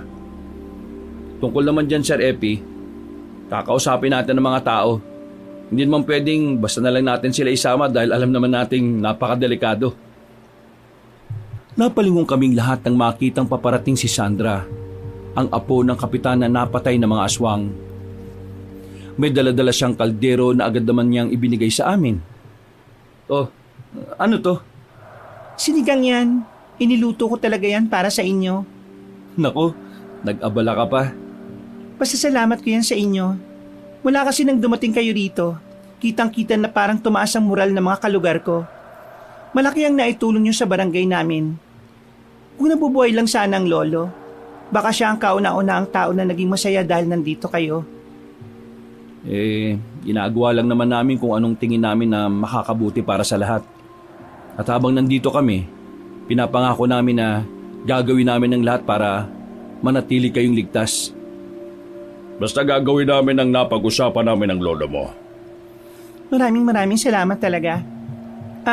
Siya nga pala, sa susunod na linggo, kaarawan ko. Baka pwede ko kayong maimbitahan. Aba, pwede naman. Ngumiti ng malapad ang babaeng si Sandra. Aminadong tinamaan ako sa ngiti niya. Sa tagal ko kasi sa kulungan, yun ang unang beses na nakakita ako na ulit ng babaeng sobrang ganda ng ngiti. Kaya naman, hindi ko na napansin ang sarili kong napatulala na lang sa kanya. Hanggang sa makalis na ang babae, ay nakatingin pa rin ako na parang lumilipad ang isip. Hoy, baka pasukan ng langaw yung nakanganga ka pa. Naku, si Kosa Mayor, tinamaan. Ha? Ano? Type mo ba si Sandra, Carlos? Anong type? Nako sir, hindi na kailangan itanong yan. Kitang-kita naman sa mukha Tingnan mo, parang wala sa sarili. Pinagtawanan na lang nila ako nung mga sandaling yon, Kabanong. Pagdating ng hapunan, pinagsaluhan na namin ng isang kalderong sinigang na baboy. Masarap ang luto ni Sandra. Masasabi kong pwede na talaga siyang makapag-asawa. Dahil doon, mas lalo akong nahumaling sa kanya. Pero pilit kong inaalis sa isipan ko yon. Kailangan kong ituon ang atensyon ko sa trabaho na pinunta namin doon. Lumipas ang ilang araw, dumating na rin ang kaarawan ni Sandra. Pinaghandaan ko ang gabing yon. Dahil parabang bigla na lang akong nagkaroon ng hiya sa kung ano man ang magiging tingin niya sa akin sa oras na makita niya ako. O Carlos, ang gwapo mo sa suot mo ngayon ah. Talagang handang-handa ka nang humarap kay Sandra ah. Huwag nga kayo manukso dyan. Pupunta ako sa birthday niya kasi inaasahan niyang kompleto tayo ron. Pre, bakit ba pinipigilan mo pa yung sarili mo? Kung gusto mo talaga. Oo nga naman. Dapat ligawan mo na. Nagpapaubaya na nga ako eh. Nasa kalagitnaan tayo ng misyon na binigay sa atin. Ayoko madamay si Sandra. Baka magamit pa siya laban sa atin eh. Tama ang sinasabi ni Carlos. Sa mga ganitong trabaho, magiging kahinaan ng isang tao ang pagmamahal.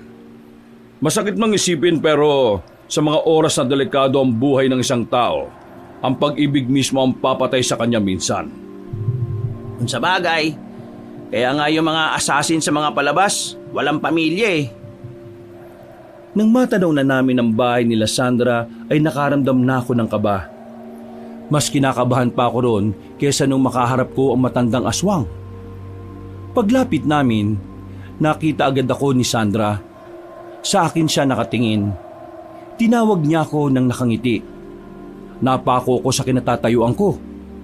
Hindi pa ako matatauhan kung hindi ako hihilahin ni Enteng. Mabuti naman at nandito na kayo. Meron akong lamesa at tupuan na inihanda sa inyo. Pasensya na kayo Ang dami kong bisita kaya baka hindi ko rin kayo kagad maasikaso eh. Hindi. Ayos lang naman ako. Basta makita ka lang. Ha? Ang ibig ko sabihin, kapag nakikita ka naming masaya sa kaarawan mo masaya na rin kami. Sige, maraming salamat talaga. O siya, tara na't nang makaupo na kayo. Ikukuha ko lang kayo na makakain O Sandra, may Shanghai ba kayo? Kung meron, pa-take out mamaya ah. Hoy, kapal talaga ng mukha ng isang to. Nako, ayos lang naman po. Marami pa po sa loob. Ipagbabalot na lang kita kagad. Ngumiti naman siya ng malapad. Tinamaan na naman ako nang magtama ang tingin namin. Napaupo na lang ako.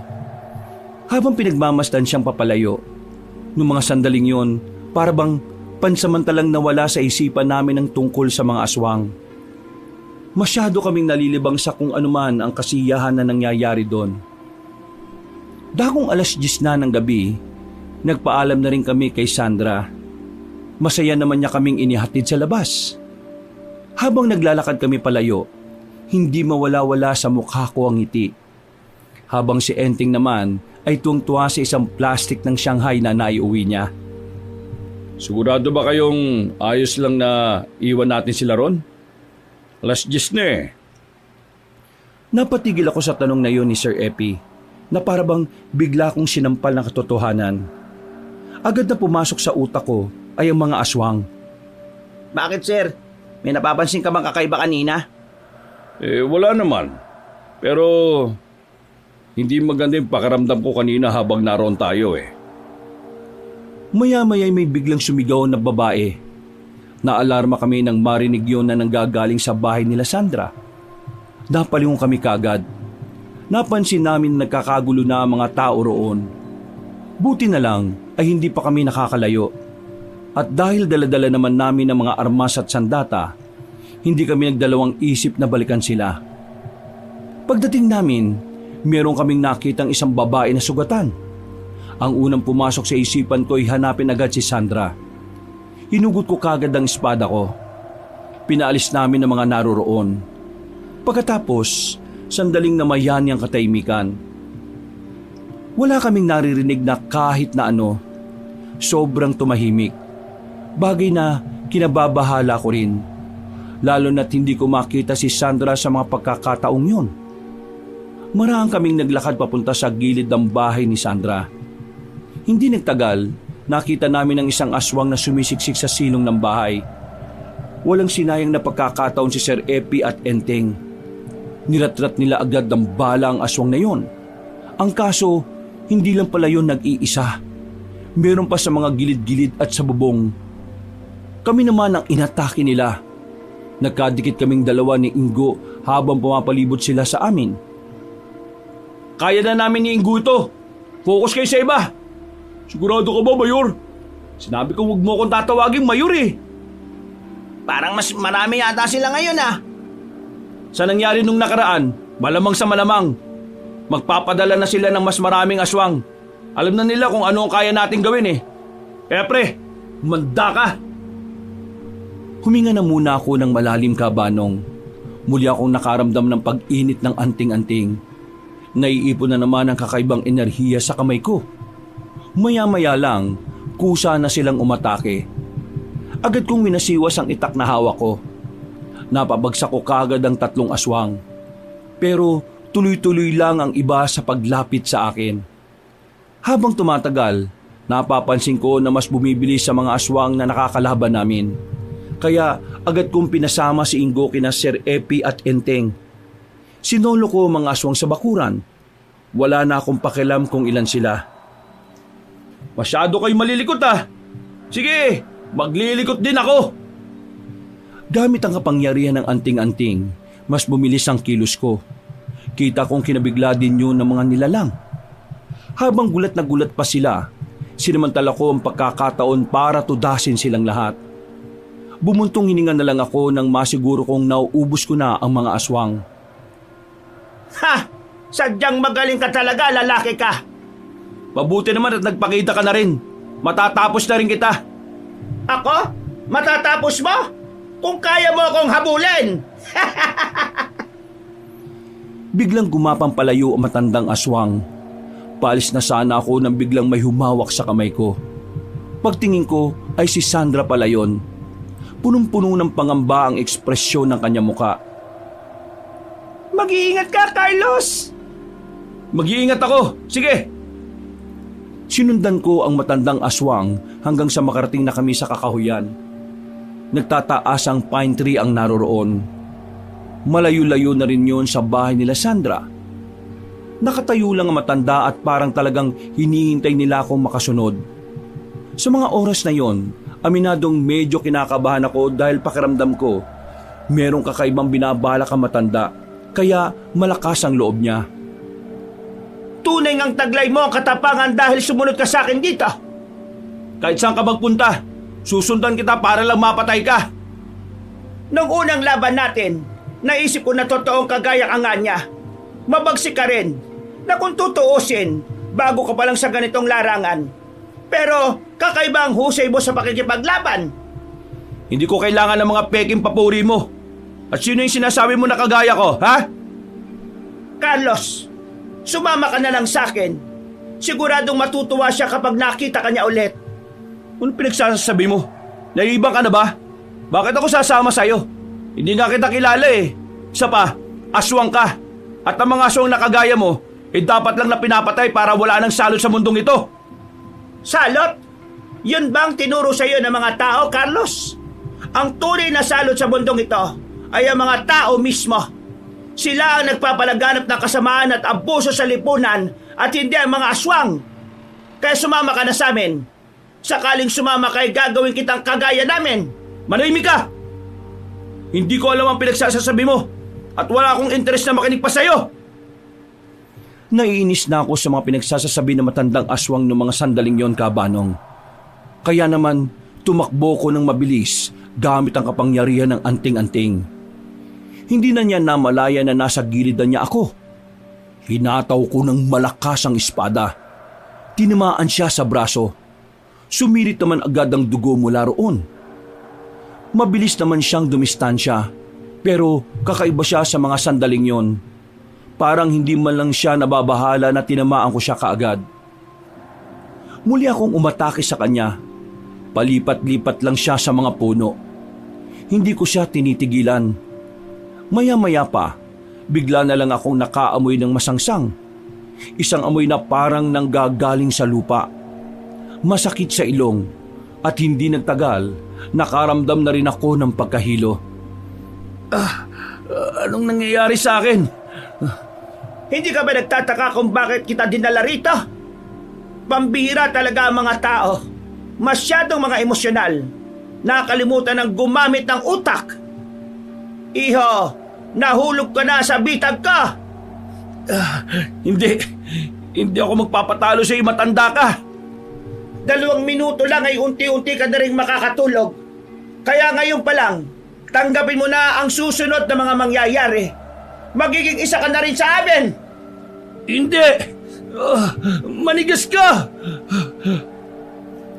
Hinawakan ko ang kwintas at dinama ko ang kapangyarihan niya. Naramdaman ko na lang na nag-init ang buong katawan ko. Dahil dito ay nawala ang pagkahilo ko at parang muli akong natauhan. Nagulat ang matandang aswang. Hindi siya makapaniwala na nakawala ako sa tinatawag niyang patibong. Ha? Paano ka nakawala sa? Oo, emosyonal ang mga tao. At kayo mga aswang, wala kayo nun.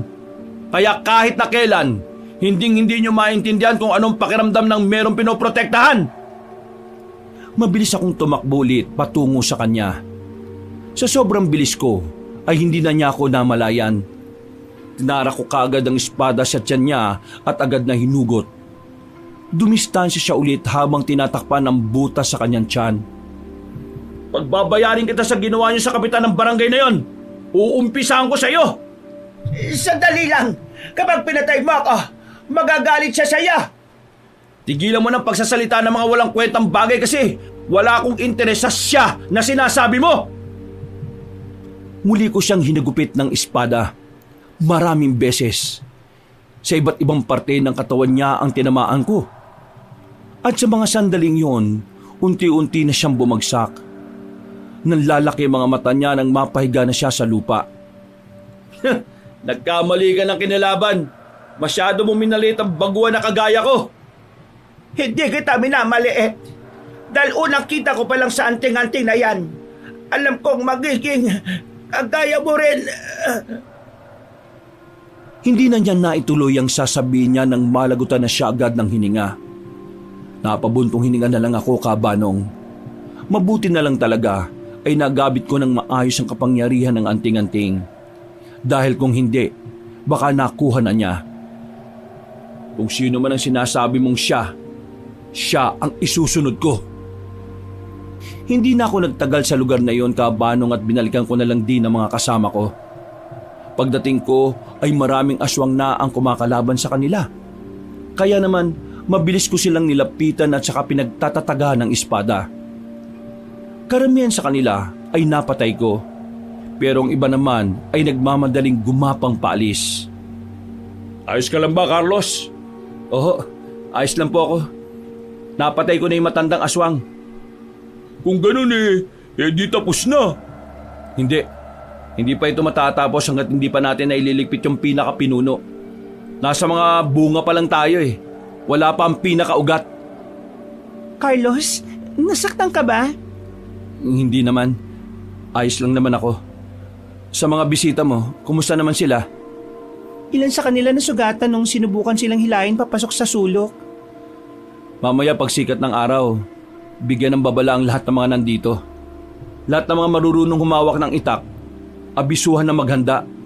Nararamdaman ko na may paparating na mas malalang gulo. Kahit ako rin ay kinabahan sa mga sinabi kong yon, pakiramdam ko kasi ay makakaharap ko na ang pinakapinuno nila. Bumuntong hininga na lang ako. Sa oras na yon ay hindi na naman kami nakatulog. Nagbantay lang kami sa paligid, paikot-ikot sa buong barangay. Pagsapit naman ng umaga, nagbahay-bahay na kami para kausapin ang mga tao. Halo-halo ang reaksyon. May ilan sa kanila na desperado nang mapatay ang mga aswang. May ilan din namang natatakot pa rin. Pero mas marami ang buo ang loob na lumaban sa mga aswang. Bagay na nagpapalakas din ang loob ko. Lumipas ang ilang araw, wala na namang paramdam ang mga aswang. Matapos naming matalo ang mga unang lumusob, tila biglang nagkaroon ng pansamantalang kapayapaan ng barangay. Sinubukan ko rin maglibot sa mga gubat, pero wala akong makitang palatandaan o bakas man lang ng mga aswang. Pero hindi yun naging dahilan para maging kampante kami. Cheers para sa unang tagumpay! Ang galing talaga natin. Tingnan nyo, wala na ang mga aswang. Natakot na siguro. Saka ka na magdiwang kapag napatay na natin ang mismong pinuno nila. Ni hanggang ngayon nga hindi pa nagpapakita. Tingin ko talaga nagmamasid lang yung mga yun eh. Naghahanda sila. Pinag-aaralan na nila kung paano nila tayo tatalunin. Kaya dapat ganun din tayo. Hindi pwedeng maging petiks tayo rito. Mas mabangis sa mga susunod na aswang. Ang tagal namang matapos ito para pumaldo na talaga. Siya nga pala, ano nang balita kay Sandra? Hindi na ba nauwi ng bahay? Ang sabi niya sa akin, nasa kabilang barangay lang siya. Kasama naman niya yung mga kamag-anak niya rin eh. Tingin ko dapat isama natin si Sandra sa atin eh. Babae yun, mabagal yun. Alos, pre. Paano kung sa mga nakalipas na araw, nalaman na ng mga aswang na meron kang pagtingin kay Sandra? Paano kung gamitin nila si Sandra laban sa'yo? Nagkatinginan kami ni Sir Epi. May punto naman kasi ang sinabi ni Ingo. Kahit kasi hindi naman talaga kami magkasintahan ni Sandra, hindi may kakaila na sa maikling panahon ay naging malapit na kami sa isa't isa. Pero hindi ko rin maisip na isama siya sa mga lakad namin, lalo pat sobrang delikado. Hindi natin siya pwedeng isama. Hindi ako makakagalaw kung meron akong iniintindi pang iba. Paano nga kung kunin siya ng mga aswang? Anong gagawin mo? E di, gagawin ko ang lahat para mabawi siya. Inom na ulit. Masyado ng seryoso ang usapan eh. Nandito tayo para magpakalma. Basta, wala lang masyado magpapakalasing ah. Mahirap na. Baka biglang umatake ang mga aswang at wala tayong magawa. Napatingin na lang ako sa malayo. Aminadong kinakabahan din ako para sa kaligtasan ni Sandra. Ipinagdarasal ko na sana walang mangyaring masama sa kanya. Dumaan pa ang mga araw at naging 1 buwan na rin, pero wala pa rin ang presensya ng mga aswang sa paligid. Hindi nagiging aktibo ang anting-anting. Kahit ang mga tao na katulong na rin namin sa pagroronda ay wala silang namamataan kahit na isang aswang. Nakapagdulot man ng panandali ang kapayapaan, ay nagdulot din naman ito ng pagkabahala para sa lahat. Dakong 11:00 ng tanghali, pinuntahan ko si Sandra para siguruhin na nasa maayos silang kalagayan. Yun ang unang pagkakataon na nagpunta ko roon matapos ang 1 buwan. Masaya naman si Sandra. Ligtas siya at walang kahit na anong bakas na dulot ng aswang. Mabuti naman at napadalaw ka. Sa totoo lang, namiss kitang makita eh. Naisip ko lang kasi kung ayos lang ba kayo rito. Masaya ako malaman na ligtas kayo rito ng mga kamag-anak mo. Huwag ka mag-alala sa amin. Marami sa mga kamag-anak ko mga dating sundalo. Kaya nila akong protektahan. Mabuti naman kung ganon. Pumasok ka muna para mapakilala kita sa mga kamag-anak ko. Hindi na. Sumaglit lang talaga ako dito para makita kita at para maibigay na rin to. Dinukot ko sa bulsa ko ang isang pulseras na gawa sa mga shell. Nakita ko naman agad ang pag-arko ng kanyang ngiti. Namumula pa ang mukha niya dahil doon. Ako naman ay nakakaramdam na rin ng hiya, pero tinigasan ko na lang ang pagmumukha ko. Para sa akin talaga to? Oo, para sa iyo talaga yan. Binili ko yan sa bayan. Ang ganda. Maraming salamat ah. Binigay ko na yan sa iyo dahil hindi ko alam kung may bibigay ko pa yan sa ibang araw. Bakit?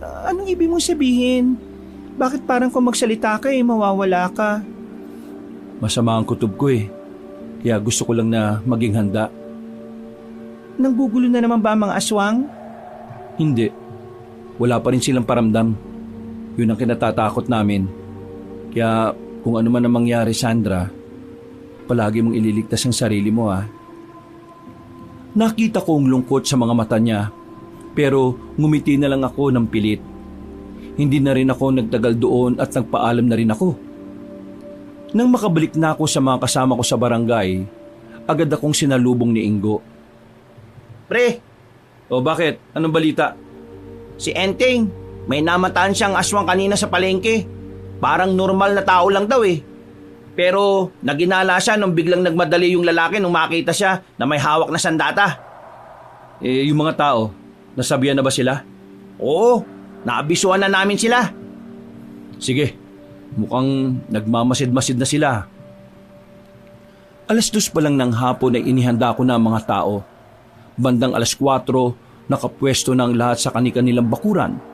Habang kami naman, magkakasamang rumoronda kahit na maliwanag pa naman ang paligid. Sa kalagitnaan ng pagronda namin, bigla na lang naging aktibong anting-anting. Pero hindi siya mainit. Para lang siyang hindi mapakali habang suot ko. Bagay na ipinagtataka ko dahil yun ang unang beses na nagkagano ng anting-anting. Bakit, Kosa? Ano nangyayari? Yung anting-anting, nag-iba yata ng ugali. Huh? May ugali pala yan? Ibig ba sabihin yan may aswang na sa paligid? Hindi ko alam eh. Hindi naman ganito ang anting-anting kapag may aswang. Umiinit siya kapag may nararamdaman siyang aswang sa paligid. Pero ngayon, hindi eh. Mukhang mas kakaiba yung makakalaban natin ngayon. Kung maghiwa-hiwalay kaya tayo? Sir Epi, doon kayo. Dito naman kami ni Ingo. Agad kaming nag-iba ng direksyon. Mga ilang sandali pa, naging aktibo na naman ang anting-anting. Hindi pa rin siya umiinit. Habang naglalakad kami, bigla na lang may lumitaw sa bandang gilid. Nang makita ko ang mukha niya ay labis akong nagulat. Kahit singgo ay hindi rin makapaniwala. Nakangiti ang isang matandang lalaki sa harapan namin. Ang matanda na inakala kong namatay na noong nasa kulungan pa lang ako. Ang matanda na matagal ko nang gustong makita. Kinusot-kusot ko pa ang mga mata ko noon sa paniniwalang baka ako'y nananaginip lang. Pero totoo ang nasasaksihan ko. Si Lolo Adoy ay buhay na buhay. Lolo Adoy? Akala ko hindi mo ako makikilala eh. Masaya akong makita ka. Nakalaya ka na pala po. Buti naman. Lolo Adoy, bakit kayo buhay? Ang sabi nila, tumalong ka raw sa ilog eh. Carlos, sumama ka na sa akin. Mamuhay tayo ng malayo sa mga tao. Bagong kabanata, bagong kapalaran. Sa sinabi pa lang yon ng lolo ko, ay nagduda na ako. Hindi kasi siya ganun magsalita. Parang merong nagbago sa kanya. Anong sinasabi niyo, Lo? Sigurado ka bang ikaw yan, Lolo Adoy? Bakit naman hindi? Nakikita mo naman, buhay na buhay ako. Pre, wag kang maniniwala. Patay na ang lolo mo, matagal na. O sige, kung ikaw nga si Lolo, paano mo ipapaliwanag ang kamatayan mo 3 taon na nakakalipas? Totoo namang namatay ako. At hindi ako basta namatay. Pinatay ako. Hindi ako tumalon. Itinapon ako sa ilog. Papunta sana ako sa kulungan nung araw na yon para sana dumalaw sa iyo. Kaso, isang krimen ang nasaksihan ko. Nakita ko ang lahat ng nangyari. Tumakbo ko kagad sa takot na baka may makaalam na meron akong nalalaban. Kinabukasan, nagulat na lang ako nang biglang may humablot sa akin. Alam nila na nakita ko ang nangyari. Kaya iniligpit nila ako. Itinapon nila ako sa ilog matapos bugbugin. Pero ang hindi nila alam, muli akong nabuhay. Nagkaroon ako ng pag-asang makaganti sa kanila sa pamamagitan ng yanggaw. Ho? Anong yanggaw? Wala na akong buhay nang matagpuan ako ni Erna sa gilid ng ilog. Para may salba ko, kinailangan kong sumailalim sa yanggaw. Sa muli kong pagdilat, alam kong hindi na magiging gaya ng dati ang magiging buhay ko. Palagi ako natatakam sa hilaw na karne. Palagi akong gutom at ang lakas na ng pandama ko. Hindi ako maniniwala. Kalokohan lang ang lahat ng ito. Isa na akong aswang po. Ito na ang bago kong buhay. Kaya sana samahan mo ko sa bagong kabanata ng buhay ko. Iwan mo na mga kasama mong mga tao na balang araw iiwan ka rin naman. Halika na. Sumama ka na sa akin. Hindi ikaw si Lolo! Hindi na ako nakapagpigil pa, Kabanong. Tumakbo na ako papalapit sa kanya. Nanatili lang siyang nakatayo, na parabang hindi man lang siya nakaramdam ng takot sa gagawin ko. Nang kakaunting distansya na lang ang layo niya sa akin, nagtaka ako nang biglang hindi ko na naramdaman ang kapangyarihan ng anting-anting. Parang naging normal na kwintas na lang yon. Pagtingin ko kay Lolo Adoy, nakangiti na siya sa akin ng nakakaloko. Nakakatakot ang ngiti niya. Parang inihahatid ako ng ngiting yon papunta sa impyerno. Alam mo ba kung bakit ayaw gumana ng anting-anting na suot mo? Kasi ako may-ari niyan eh. Hindi niya gustong kalabanin ng kanyang amo. Kaya naman na po, wala kang magagawa ngayon. Hindi mo ko masasaktan. Kaya kung ako sa'yo, sumama ka na lang sa akin. Hindi! Hindi ako sasama sa'yo. Ang lolo ko'y matagal nang wala. Hindi na ikaw yun. Ako pa rin ang lolo mo. Ang lolo mong nangarap na makapunta tayo sa ibang bansa. Ang lolo mong nag-alaga sa'yo ng bata ka pa. Ang lolo mong kasama mo sa hirap ng buhay ngayon. Walang nagbago sa akin, Carlos. Ang tanging nadagdag lang naman sa akin ay ang kakaibang lakas na meron ako. Ikaw ba? Ikaw bang pinuno? Ikaw bang leader ng mga aswang? Ako nga po. Wala nang iba. Kaya nga kung sasama ka sa akin, magiging isa ka sa amin at mas lalo mong maiintindihan na mas masarap mamuhay ng mas mataas ka sa mga tao. Hindi! Hindi ganyan ang turo sa akin ng lolo ko. Kaya hindi ako makakapayag na mapunta sa inyo. Bigla ko nalang dinampot ang malaking bato sa gilid. Pinukol ko yun sa direksyon kung saan naroroon si Lolo Adoy. Tinamaan siya sa noo. Umagos ang dugo pero wala lang yun kay Lolo Adoy. Mas lalo pa siyang natuwa. Mas lalo pa siyang nagpakita ng nakakatakot na tingin. Carlos, pag-isipan mo ng maigi ang sinasabi ko. Sige, babalikan kita ulit. Hintayin mo lang. Tumalikod na si Lolo Adoy. Ako naman ay napako sa kinatatayuan ko. Kahit si Ingo ay hindi rin nakapagsalita. Windang na windang kami sa mga revelasyon. Hindi ko talaga inaasahan na buhay pa ang lolo ko at siya pa ang naging pinuno ng mga aswang. Ang aswang na kailangan kong paslangin ay ang lolo ko pa mismo. Bagay na hindi ko alam kung makakaya ko bang gawin. Kahit kasi ibang lolo ko na ang nakausap ko, pakiramdam ko'y naroon pa rin ang dating lolo na nakilala ko. Wala kaming nakita ron. Ano nangyari dito? Nakita namin ang pinuno ng mga aswang. Pinuno ng mga aswang? Nasaan na? Wala na. Umalis na. Bakit nyo pinalis? Bakit wala kayong ginawa? Yun ang pinuno ng mga aswang na dapat unahin natin patayin. Yung pinuno ng mga aswang, walang iba kundi si Mang Adoy, yung lolo niya. Nagsilubong agad ang kilay ni Sir Epi nang marinig yon. Kitang-kita sa mukha niya ang kalituhan. Lumapit siya sa akin para kumpirmahin ang sinasabi ni Ingo. Magsalita ka nga, Carlos. Totoo bang sinasabi ni Ingo? Oo, totoo yun. Si Lolo ang pinuno. Teka lang. Paano naman magyayari yun? Di ba ang sabi mo, wala na ang lolo mo? Bakit nabuhay ulit? Nang malunod siya sa ilog, merong isang matandang babae na sumagip sa kanya. Pero hindi lang yung basta sagip. Para mabuhay siya, ginawa siyang aswang. Yanggaw ang tawag nila ron. Nabuhay nga si Lolo, pero sobrang layo na niya sa dati. Pero pinatakas mo pa rin siya kasi lolo mo siya. Nabigla lang ako sa nangyari. Siya ang pumatay sa nanay ko! Oo, alam ko. Alam mo naman pala eh.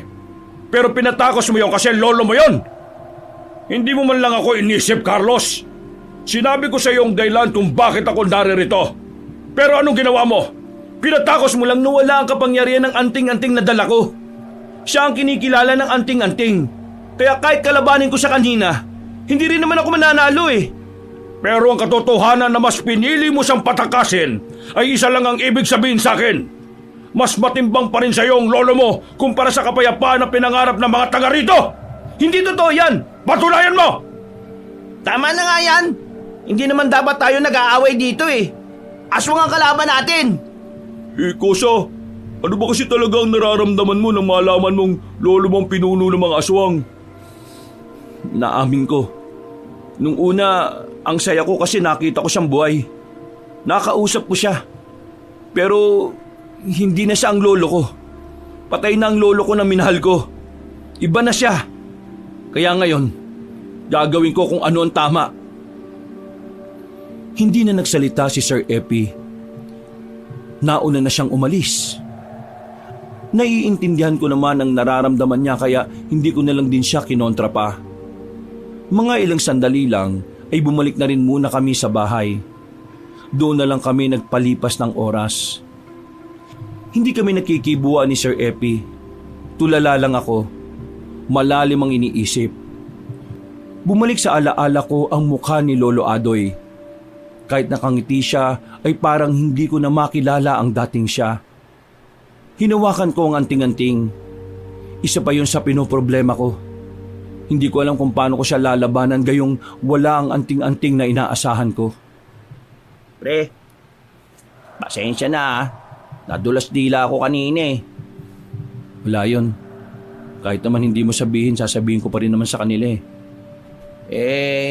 Paano yan? Sigurado ka ba na talagang kakalabanin mo lolo mo? Kaya mo ba talaga siyang patayin? Ingo, pre. Kailangan kong kayanin. Gusto ko na rin makapagpahinga na siya ng maayos. Huminga na lang ako ng malalim kabanong. Kinabukasan, muli naming tinipon ng mga tao at sa pagkakataon na yon ay mas marami na sila dahil nakumbinsi na rin nilang sumama ang iba pa nilang mga kamag-anak. Dahil dito, kahit na papaano ay napanatag ang kalooban ko na kakayanin nilang palagan ng mga aswang. Mabilis na lumipas ang mga oras. Sumapit na rin ang 5:00 ng hapon. Madilim na dahil sa kulimlim na ng hapon. Nakabuo na kami ng magandang plano noon. Kaya nang masiguro naming nakapwesto na ang mga residente, sinimulan na namin kung ano ang napag-usapan. Lo! Nandito na ako! Alam kong nandyan ka! Lumabas ka! Mag-usap tayo! Halos 5 minuto rin yata akong sigaw ng sigaw sa gubat. Maya-maya lang, lumabas na rin si Lolo mula sa likuran ng malaking puno. Nakangiti pa rin siya na parabang masaya siya sa ikalawa naming pagkikita. Ala pa! Naisip ko na rin ba na walang kwenta ang pagiging tao? Nakapagdesisyon ka na ba? Sasama ako sa inyo, pero meron akong kondisyon. Anong kondisyon? Nako, kahit na kailan, palaging may kapalit eh, no? Naalala ko pa nung bata ka. Hindi ka susunod kapag hindi ka binibigyan ng pera. O siya, sige. Ano ba yan? Kapag sumama na ako sa inyo, lubayan nyo na ang mga tao sa barangay na ito. Huwag nyo na silang guguluhin. Huwag na kayong papatay ng tao.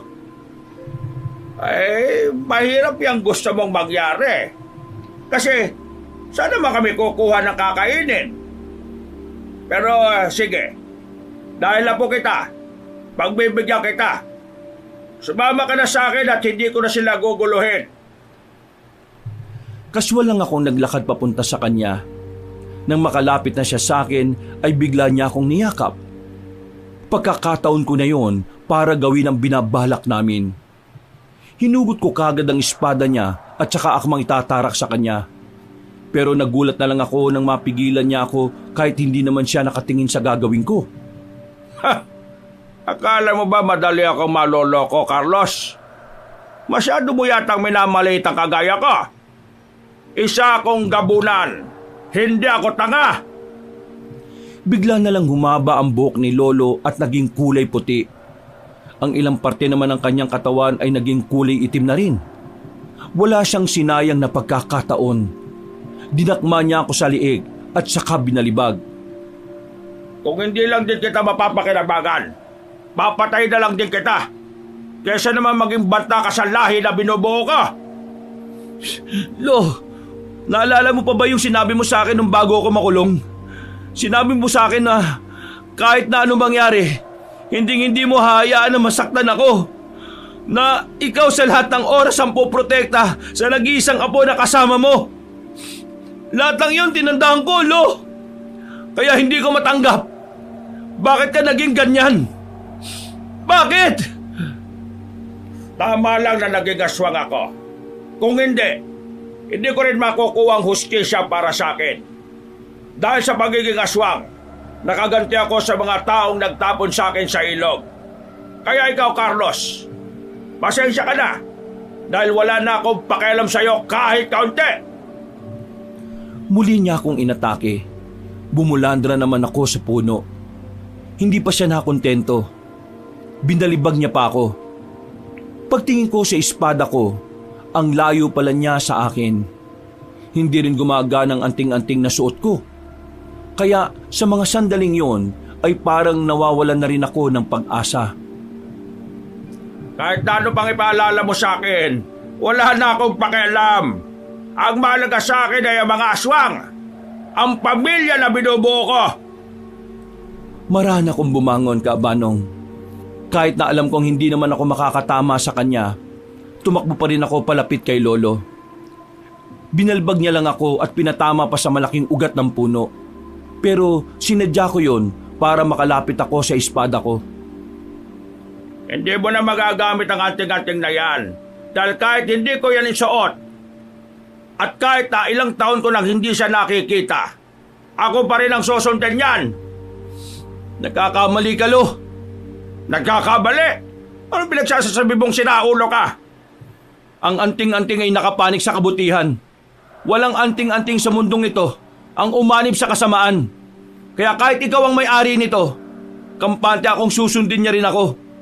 Dahil ako ang nasa kabutihan. Sa sinabi kong yun ay biglang umilaw ng malakas ang anting-anting na suot ko. Nasilaw si Lolo Adoy sa lakas ng liwanag na nalikha nito. Naramdaman ko naman na parang gumaan ang katawan ko. Nawala ang sakit na nararamdaman ko at parang nagkaroon ako ng nag-uumapaw na lakas. Pag-alis ng liwanag, lumipad ang espada papunta sa akin. Nanlalaki ang mga mata ni Lolo nang nasa harapan na niya ako. Hindi na ako nagdalawang isip pa. Kahit na masakit sa akin ang gagawin ko, itinara ko pa rin sa kanya ang espada. Ang espada na siya mismo ang gumagamit noon. Ito na ba? Ito na ba ang katapusan? Lo, magpahinga na po kayo. Nakita kong ngumiti si Lolo. Ang ngiting yun ay ang ngiting palagi kong nakikita tuwing umaga, tanghali at gabi. Ang ngiti na punong-puno ng kagalakan. Ang ngiti na nakakagaan sa pakiramdam. Pakiramdam ko noon, Kaabanong, nagbalik si Lolo sa dati. Salamat, Carlos, Apo. Salamat dahil hanggang sa huling sandali, ako pa rin ang iniisip mo. Maraming salamat dahil makakapagpahinga na ako. Lo, tawarin mo ako. Wala ako sa tabi mo nung ginawa nila sa iyo yun. Patawarin mo ako. Wala kang kasalanan, Apo. At kahit na kailan, hindi kita sinisisi. Apo, ang anting-anting at espada, ingatan mo sila, tituring mong mga anak. Ikaw na ang bagong nagmamayari niyan. Apo, mahal na mahal. Hindi na naituloy ni Lolo ang kanyang sasabihin nang tuluyan na siyang malagutan ng hininga. Dinatnan ako nila Sir Epi na yakap-yakap na ang walang buhay na katawan ng lolo ko. Masakit ang nangyari para sa akin. Pero sa kabilang banda, pinagpapasalamat ko na lang din yon dahil nabigyan na ng kapayapaan ng mga tao. Nakuha na rin ng mga tao ang hustisya para sa mga mahal nila sa buhay na nabiktima ng mga aswang. Naubos namin ang mga aswang. At sa aming pagkapanalo, bagong kabanata ang aming sisimulan. Sa barangay na yun mismo na rin ako nanirahan. Naging magkasintahan kami ni Sandra at kalaunan ay nagkaroon na rin ng 2 anak. Mula noon kabanong namuhay na ako ng payapa. Masaklap man ang nangyari sa aking nakaraan, pero unti-unti akong nakakausad dahil sa mga taong nagmamahal sa akin. Minsan, may parte ng buhay natin na talagang sasaktan tayo ng sobra. Pero ang parting yun pala ang lalong magpapatibay ng ating sarili para harapin ang bawat laban ng buhay. Hanggang dito na lang muli. Ako po si Carlos at ito ang aking kwento. Mga kabangers, mga kayanggaw, si Kabanong po. Bago tayo magwakas ay nagpapasalamat po ako sa mga sumubaybay ngayon sa ating kwento.